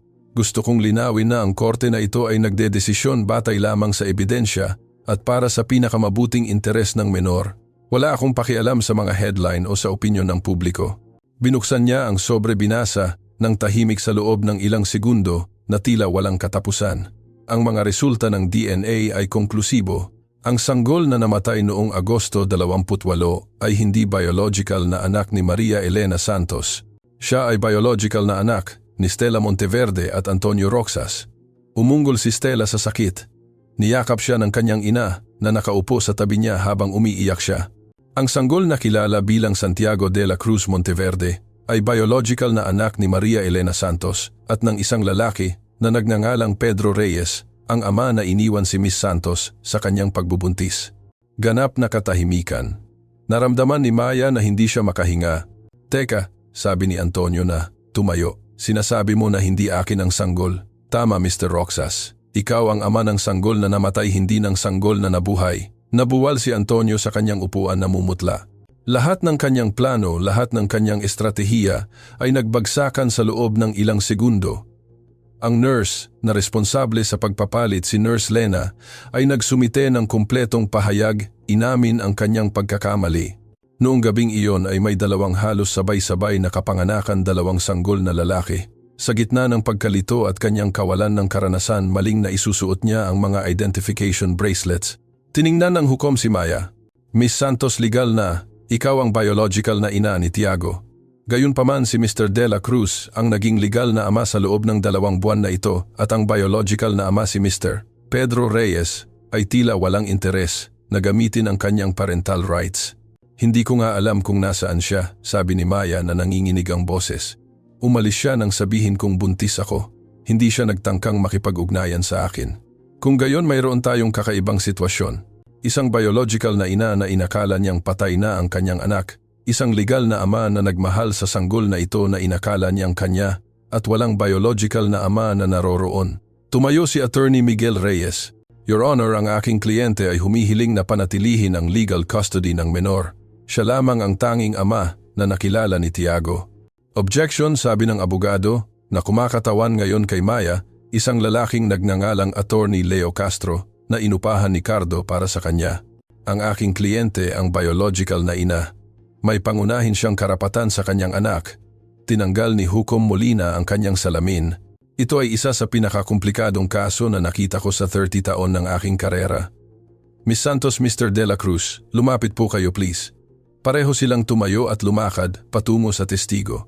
Si Tiago ay kasama ng isang nani sa katabing waiting room. "Miss Santos, ano ang gusto mong gawin?" Tiningnan ni Maya si Cardo. Nakita niya ang takot sa kanyang kulay abo. Namata ang takot na mawala ang bata na inalagaan niya mula sa unang segundo ng buhay.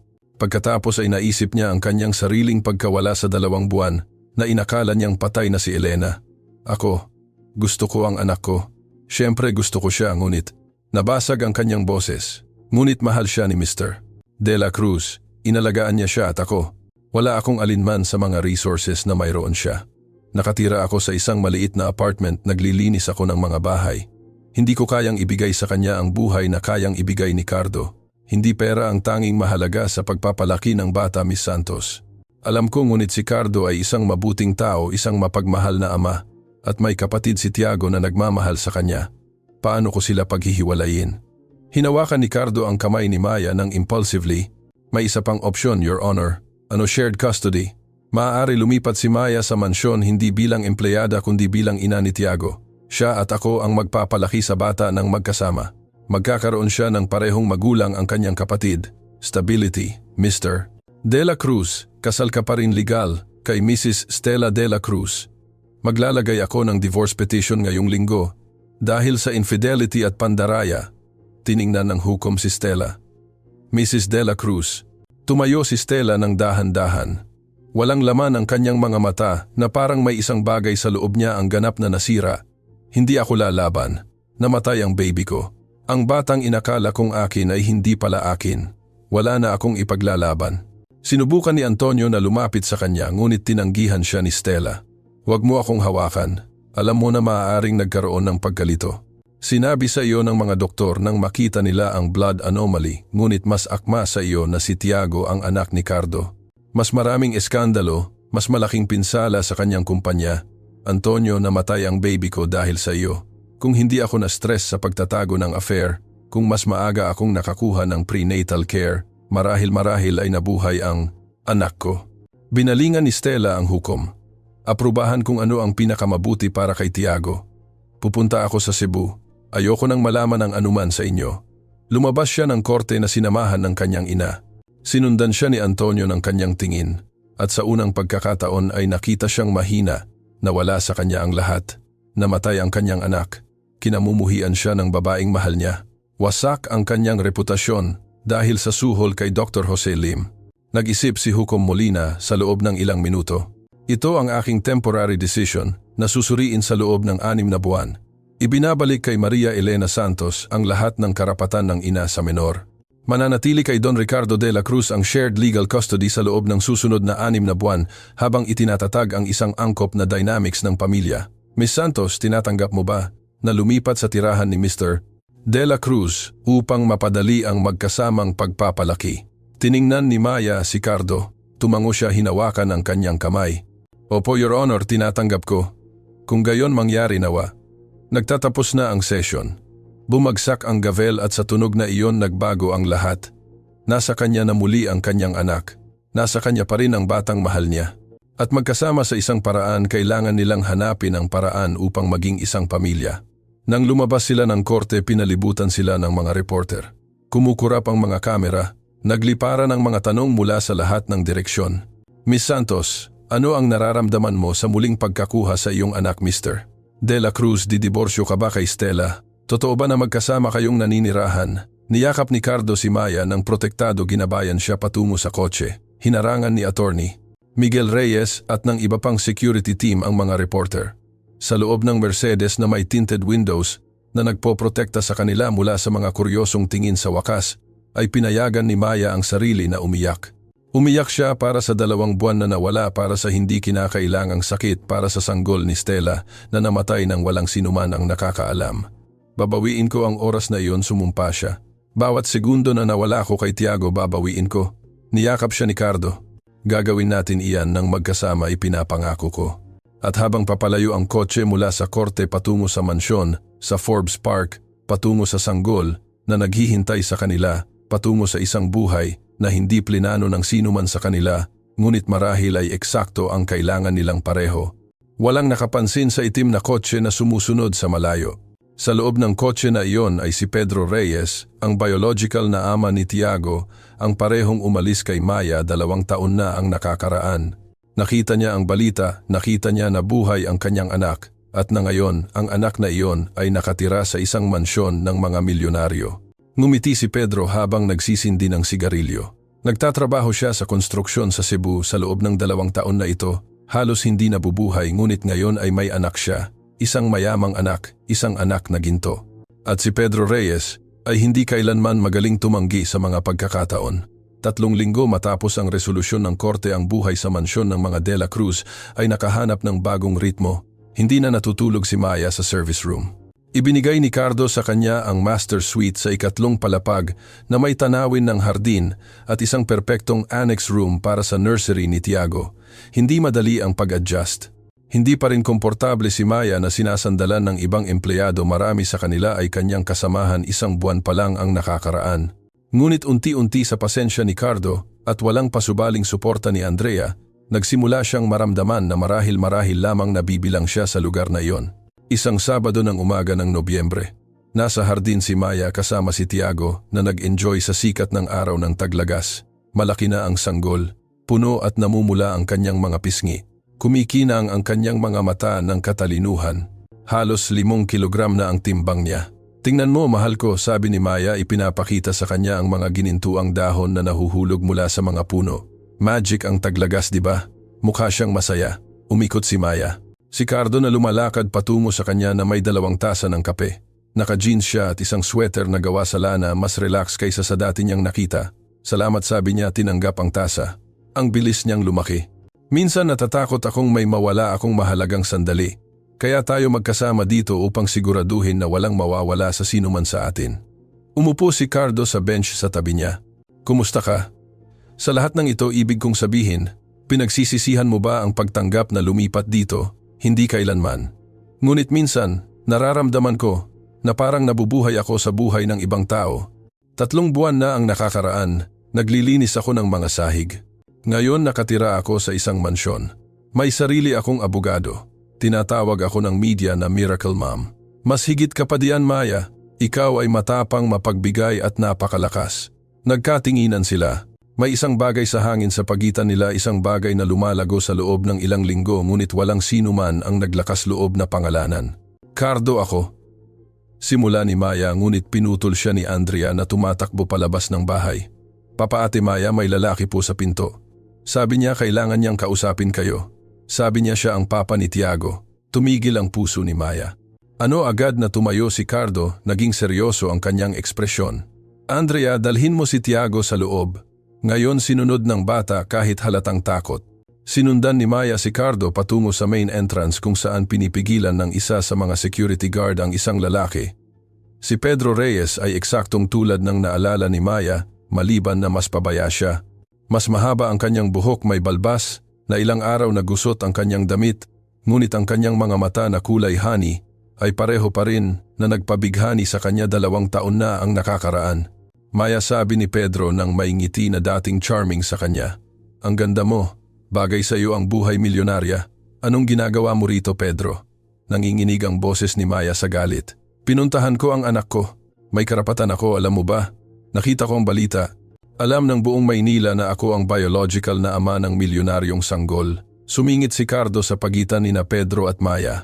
Ang parehong sanggol na iniwan mo nang nasa tiyan pa ng kanyang ina. Wala kang karapatan dito. Oh, pero mayroon ako. Kumonsulta ako sa isang abogado. Maaari akong mag-apply para sa Shared Custody Visits Child Support. Ngumiti si Pedro nang may mali siya. O kaya ay makakakuha tayo ng mas sibilisadong kasunduan. Magkano ang gusto mo, tanong ni Cardo ng direkta. PHP 25 million at pirma ng mga dokumento na permanenteng tatalikuran ang lahat ng aking parental rights. Mura na iyan kung isa sa alang-alang na maaari akong humingi ng mas malaki sa korte. Kasuklam-suklam ka, galit na sabi ni Maya. Paano mo magagawa ito? Gamitin ang sarili mong anak para mag-extort. Hindi ko anak, Maya. Ito ay isang paraan para sa isang layunin.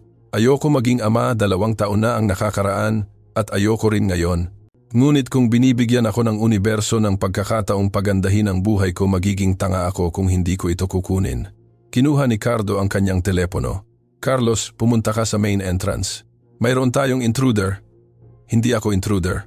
Protesta ni Pedro. Ako ang biological na ama. May karapatan akong nandito. Hindi sa pribadong ari-arian nang walang imbitasyon. Lumitaw ang 2 security guard. Samahan niyo si Mr. Reyes palabas ng ari-arian. Kung bumalik siya, tawagan ang pulis. Habang dinadala siya palabas, sumigaw si Pedro kay Maya. Pag-isipan mo ng mabuti o babayaran mo ako o magkikita tayo sa korte at maniwala ka sa akin, pabor ang mga huwes sa karapatan ng biological na magulang. Nang sa wakas ay umalis sila, na buwal si Maya kay Cardo na nanginginig. Niyakap siya nito, nararamdaman kung paano siya umiiyak sa kanyang dibdib. Hindi niya ako maaaring kuhanin. Hindi pagkatapos ng lahat. Hindi ko maaaring mawala si Tiago muli. Hindi mangyayari iyan. Ipinapangako ko sa iyo. Mas mahigpit na niyakap ni Cardo si Maya. Kakausapin ko si Attorney Miguel Reyes. Hahanapin namin ang paraan upang neutralisahin si Pedro. Nang gabing iyon, matapos patulugin si Tiago at Andrea, nagpulong sina Cardo at Maya sa opisina kasama si Attorney Miguel Reyes. Komplikado ang sitwasyon, pag-amin ng abogado. May biological na karapatan si Pedro. Kung mag-apply siya para sa isang formal na paternity test at magtatatag ng custody legal na may karapatan siya sa visits minimum, paano kung babayaran namin siya, tanong ni Cardo?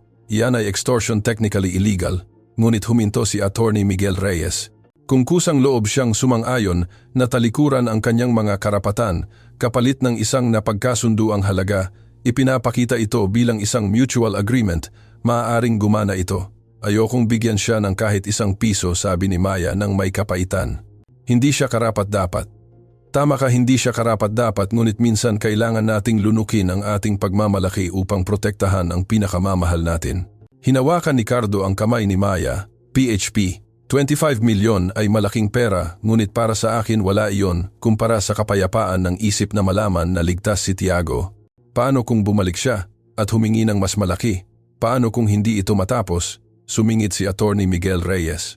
Kaya dapat secured ang kasunduan. Ganap at hindi mababago na pagtalikod sa Parental Rights Confidentiality Clause. Kung lalabag siya sa anumang termino, kailangan niyang ibalik ang pera na dinoble ng 3 beses. Ihanda ang mga dokumento utos ni Cardo, ngunit imbestigahan muna siya. Gusto kong malaman ang lahat tungkol kay Pedro Reyes, kung saan siya nakatira, kung saan siya nagtatrabaho, kung may utang siya, background lahat. Sa mga sumunod na araw, habang hinihintay ang ulat tungkol kay Pedro, kapansin-pansin ang tensyon sa bahay. Halos hindi natutulog si Maya, patuloy na sinusuri ang mga kandado, sinisiguro na alerto ang mga guwardiya. Napansin ni Cardo ang mga dark circles sa ilalim ng kanyang mga mata, kung paano siya nagugulat sa anumang ingay. Isang gabi nakita niya siya sa kwarto ni Tiago alas 3 ng madaling araw, pinagmamasdan lamang itong matulog. Hindi ka maaaring mamuhay ng ganyan, sabi niya nang mahinahon mula sa pinto. Natatakot ako na isang araw magising ako at wala na siya na makahanap si Pedro ng paraan upang agawin siya sa akin.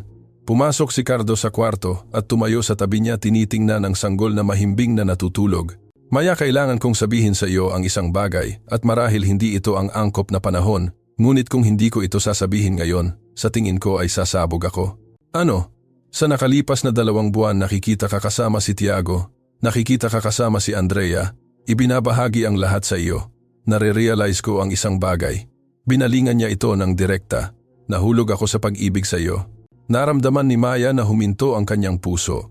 Cardo, alam kong komplikado ito. Alam kong technically kasal pa rin ako kahit pumirma na si Stella sa divorce papers noong nakaraang linggo. Alam kong nagsimula ka bilang aking empleyada, na may mga pagkakaiba sa klase, edad lahat, ngunit wala sa mga iyon ang mahalaga sa akin. Ang tanging mahalaga ay kapag kasama kita, nararamdaman ko na sa wakas ay nasa tamang lugar ako. May nararamdaman din ako para sa iyo, pag-amin ni Maya na may luha na dumadaloy sa kanyang pisngi. Ngunit takot ako. Takot na masyado itong mabilis. Takot na masira ito. Takot na isang araw magising ka at marerealize mo na nagkamali ka. Ang tanging pagkakamali na nagawa ko ay hindi ko sinabi sa iyo ng mas maaga. Pinunasan ni Cardo ang kanyang mga luha gamit ang kanyang hinlalaki. Hindi kita hinihiling na magpakasal tayo bukas. Hinihiling ko lang na bigyan mo ako ng pagkakataon na tingnan natin kung saan tayo dadalhin nito. Ngumiti si Maya. At sa sandaling iyon, sa liwanag ng buwan na pumapasok sa bintana at si Tiago na natutulog sa pagitan nila, umandar siya at hinalikan ito. Ito ay isang halik na puno ng mga pangako at pag-asa. Nang maghiwalay sila, inilagay ni Maya ang kanyang noo sa kanya. Ano ang gagawin natin kay Pedro? Ibibigay natin sa kanya ang kanyang pera. Papapirmahin natin sa kanya ang mga papeles na iyon at pagkatapos ay kalilimutan natin na mayroon siya. Hinalikan ulit ni Cardo ang kanyang noo. At magiging isang pamilya tayo. Ikaw, ako, Tiago at Andrea, isang totoong pamilya. Kinabukasan dumating si Attorney Miguel Reyes na may ulat tungkol kay Pedro. May utang siya sa sugal na PHP 5 milyon. Nakatira siya sa iba't ibang babae sa Cebu. Walang matibay na relasyon, temporaryong trabaho, walang matatag. Siya ay isang talunan na naghahanap ng suwerte pagtatapos ni Attorney Miguel Reyes. Ngunit iyan ang nagpapanganib sa kanya. Hindi mahuhulaan ang mga desperado. Kung gayon, ibigay natin ang gusto niya, desisyon ni Cardo, ngunit sa ating mga kondisyon at may presensya ng pulisya kapag pinirmahan niya ang mga dokumento. Ang pulong ay itinakda sa susunod na Lunes, sa opisina ni Attorney Miguel Reyes, na may notaryo na naroroon at 2 opisyal ng pulisya bilang mga saksi. Nilagdaan ni Pedro Reyes ang ganap na pagtalikod sa kanyang parental rights kay Tiago. PHP 25 million, sabi ni Pedro habang sinusuri ang bank transfer sa kanyang telepono. Masaya akong makipagnegosyo sa inyo.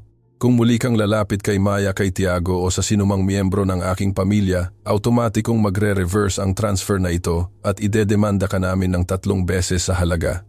Naiintindihan. Ang boses ni Cardo ay malamig na bakal. Naiintindihan ng perpekto, huwag kayong mag-alala, hindi nyo na ako muling makikita. Tiningnan ni Pedro si Maya sa huling pagkakataon. Sana maging masaya ka, totoo. Masyado kang mabuti para sa akin palagi. At sa gayon ay umalis siya sa kanilang buhay ng tuluyan. Naramdaman ni Maya na parang isang malaking pasanin ang nawala sa kanyang mga balikat. Niyakap siya ni Cardo doon mismo sa opisina, tapos nabulong niya. Sa wakas tapos na. Ngunit habang ipinagdiriwang nila ang kanilang tagumpay, walang nakapansin sa sobre na dumating noong umagang iyon sa mansyon. Isang sulat na ipinadala mula sa Cebu galing kay Stella at ang nilalaman nito ay muling magbabago ng lahat. Ang sulat ni Stella ay nanatiling hindi nabuksan sa desk ni Cardo sa loob ng 2 araw. Sa bawat pagdaan niya rito, nararamdaman niya ang halong kuryosidad at takot. Sa wakas isang hapon habang si Maya ay nasa hardin kasama ang mga bata, naglakas loob siya at binuksan ito. Mahal kong Cardo, alam kong hindi ako karapat-dapat sa iyong atensyon, lalo na sa iyong pagpapatawad, ngunit kailangan kong isulat ito bago ako makapagpatuloy sa aking buhay. Sa loob ng ilang buwan ako ay nasa intensive therapy. Sinasabi ng aking psychiatrist na dumaranas ako ng matinding depression at marahil ay mayroon na ako nito sa loob ng maraming taon nang hindi ginagamot. Hindi nito dinadahilan ang aking mga aksyon, ngunit marahil ay ipinapaliwanag nito. Hindi kita kailanman minahal, tulad ng nararapat mong mahalin. Pinakasalan kita sa maling dahilan, seguridad, status, pagtakas sa mga inaasahan ng aking pamilya. At nang mabuntis ako kay Antonio, nagpanik ako hindi dahil sa sanggol kundi dahil sa pagkawala ng lahat ng aking naitayo. Ang irony ay malupit. Ang sanggol na dinala ko sa aking sinapupunan, sa loob ng 9 na buwan ang naramdaman kong gumagalaw, ang pinangarap kong makilala ay namatay at hindi ko kailanman nalaman. Sa loob ng 2 buwan inakala kong buhay ang anak ko, na tinatanggihan lamang ako bilang ina. Ngayon naiintindihan ko na pinarusahan ako ng universo sa pinakamasakit na posibleng paraan. Hindi ako nagsusulat upang humingi ng tawad, hindi ako karapat-dapat dito.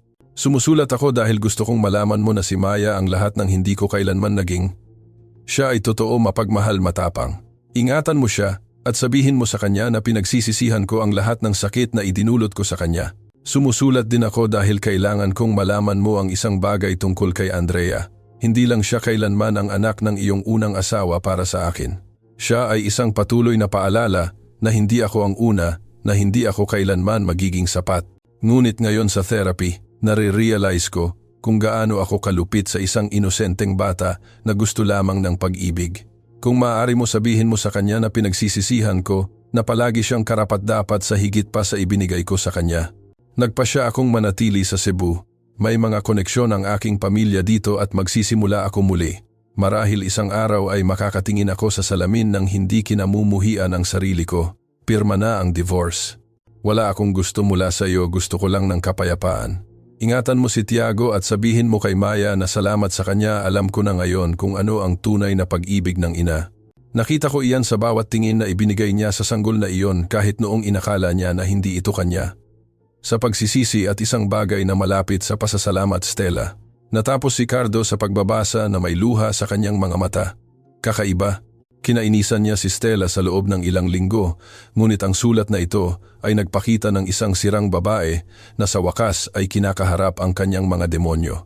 Nang gabing iyon, matapos maghapunan, pinulong niya ang lahat sa sala, si Maya, Andrea at Tiago sa kanyang playmat sa sahig. Nakareceive ako ng sulat mula kay Stella, anunsyo niya. Andrea, mayroong isang bagay na gusto niyang malaman mo. Binasa niya ang mahalagang bahagi ng sulat sa bata. Tahimik na nakinig si Andrea, pinoproseso ang mga salita. Talaga ba siyang nagsisisi, tanong niya sa wakas. Sa tingin ko, oo prinsesa.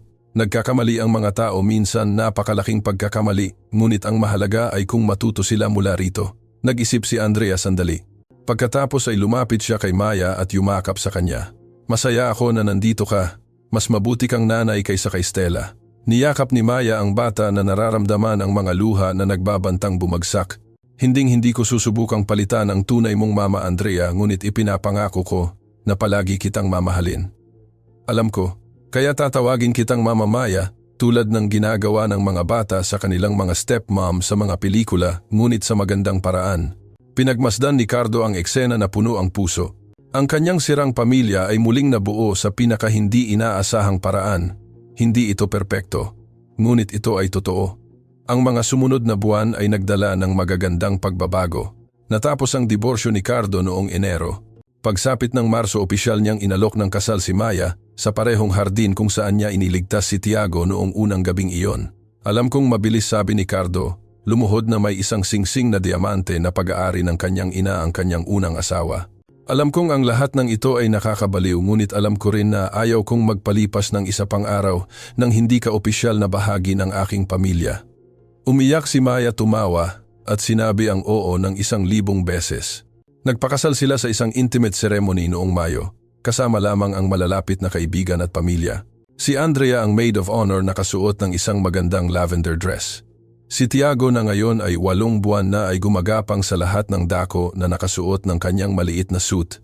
Naglakbay ang ina ni Maya mula sa probinsya, hindi pa rin makapaniwala sa pagbabago ng buhay ng kanyang anak. Ang anak ko ang kasambahay nagpakasal sa isang milyonaryo, sabi niya habang umiiyak parang fairy tale. Hindi ito fairy tale, Mama, pagwawasto ni Maya. Walang ganoong sakit sa mga fairy tale. Ito ay totoong buhay, komplikado, masakit ngunit maganda rin. Sa panahon ng reception, nagbigay ng talumpati si Cardo na nagpaiyak sa lahat. 1 taon na ang nakakaraan, perpekto ang buhay ko sa papel. May pera ako, tagumpay, isang pamilya na maganda sa mga litrato, ngunit walang laman ako sa loob. Pagkatapos ay dumating si Maya, isang babae na nawalan ng lahat ngunit mayroon pa ring puwang sa kanyang puso upang iligtas ang anak ko. Hindi namin alam noon na anak niya rin iyon. Marahil alam ng tadhana, marahil may dahilan kung bakit siya eksaktong nasa lugar na kailangan niya noong gabing iyon. Hindi ako naniniwala sa pagkakataon. Naniniwala ako na ang ilang tao ay itinadhana na magtagpo. At ako ay itinadhana na makatagpo ang pambihirang babaeng ito na nagturo sa akin na ang tunay na pag-ibig ay walang kinalaman sa dugo, pera o status. Ito ay tungkol sa pagiging naroroon sa pagpili na manatili sa pagmamahal ng walang pasubali. Itinaas niya ang kanyang baso para kay Maya, ang babae na nagligtas sa aking anak at sa akin sa proseso. Lahat ay nag-toast na may luha sa kanilang mga mata. 6 na buwan pagkatapos ng kasal, natuklasan ni Maya na buntis na naman siya.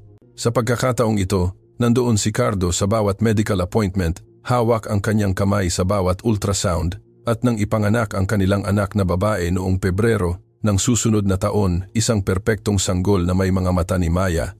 Ngiti ni Cardo, pinangalanan nila itong Elena Valentina Dela Cruz Santos. Elena para sa sanggol na inakala ni Maya na nawala. Valentina dahil sa kabila ng lahat si Stella ay naging bahagi ng kwento na nag-ugnay sa kanila. Minamahal ni Andrea ang kanyang bagong kapatid na babae at si Tiago na ngayon ay 1.5 taong gulang ay tiningnan siya ng kanyang napakagandang pagka-curious ng bata. Malaki na tayo, sabi ni Andrea isang hapon habang lahat sila ay nasa hardin. Kakaiba pero malaki. Ang pinakamabuting uri ng pamilya, pagsang-ayon ni Maya na may Elena sa kanyang mga bisig at si Tiago na naglalaro sa kanyang paanan. Niyakap siya ni Cardo mula sa likod, hinalikan ang kanyang ulo. Naaalala mo ba ang gabing iyon nang kumatok ka sa pinto ko nag-aalok ng tulong? Bawat araw, iyon ang gabing nagbago ang lahat.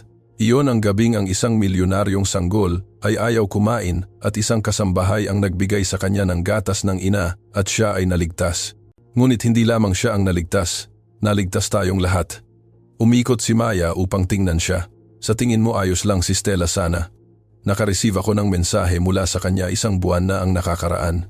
Engaged na siya sa isang arkitekto mula Cebu. Mukha siyang masaya o hindi bababa sa payapa. Masaya ako para sa kanya. Masyado kang mapagbigay. Hindi naiintindihan ko lang na ginagawa natin ang pinakamabuti nating magagawa sa kung anong mayroon tayo. Nawalan ng baby si Stella, nabawi ko ang akin. Kakaiba ang buhay. Nang gabing iyon, matapos patulugin ang 3 bata, umupo sina Cardo at Maya sa balkonahe ng kanilang kwarto, tinitingnan ang mga bituin sa ibabaw ng Maynila. Naisip mo ba na magiging ganito ang buhay mo, tanong ni Cardo. Hindi kailanman, kahit sa pinakamabaliw kong panaginip. 2 taon na ang nakakaraan, naglilinis ako ng mga bahay, buntis at nag-iisa. Ngayon kasal ako sa lalaking mahal ko. Mayroon akong 3 magagandang anak. Nakatira ako sa isang mansyon. Surreal. Masaya ka ba? Nag-isip si Maya sandali. Naisip niya ang lahat ng sakit na pinagdaanan niya, ang pagkawala, ang pagluluksa, ang kahihiyan. Ngunit naisip din niya si Tiago, na tumatawa si Andrea, na tinatawag siyang Mama Maya, si Elena, na mahimbing na natutulog sa kanyang kuna, si Cardo, ang kanyang asawa, ang kanyang kasama, ang kanyang pag-ibig. Higit pa sa masaya, buo ako. Hinalikan siya ni Cardo. At sa halik na iyon ay may mga pangako ng mga umaga, nang magkasama ng mga hamon na haharapin nilang magkasama ng pag-ibig na lalago sa paglipas ng mga taon, dahil sa huli ang kwento ay hindi kailanman tungkol sa isang milyonaryong sanggol na ayaw kumain. Ito ay tungkol sa paghahanap ng pamilya sa pinaka-hindi inaasahang lugar, tungkol sa pag-ibig na lumalampas sa biolohiya, tungkol sa pangalawang pagkakataon at magkakaugnay na kapalaran. Ito ay tungkol sa isang babae na nawalan ng lahat at nakahanap ng higit pa sa kanyang pinangarap, at tungkol sa isang lalaki na may lahat at natuklasan na wala siyang anuman hanggang sa makita niya ang tunay na pag-ibig. Nang gabing iyon, habang natutulog ang Maynila at kumikinang ang mga bituin sa ibabaw ng mansyon sa Forbes Park, ang pamilyang De La Cruz Santos ay payapang nagpapahinga, kumpleto gumaling, at sa wakas ay nasa tahanan. Wakas.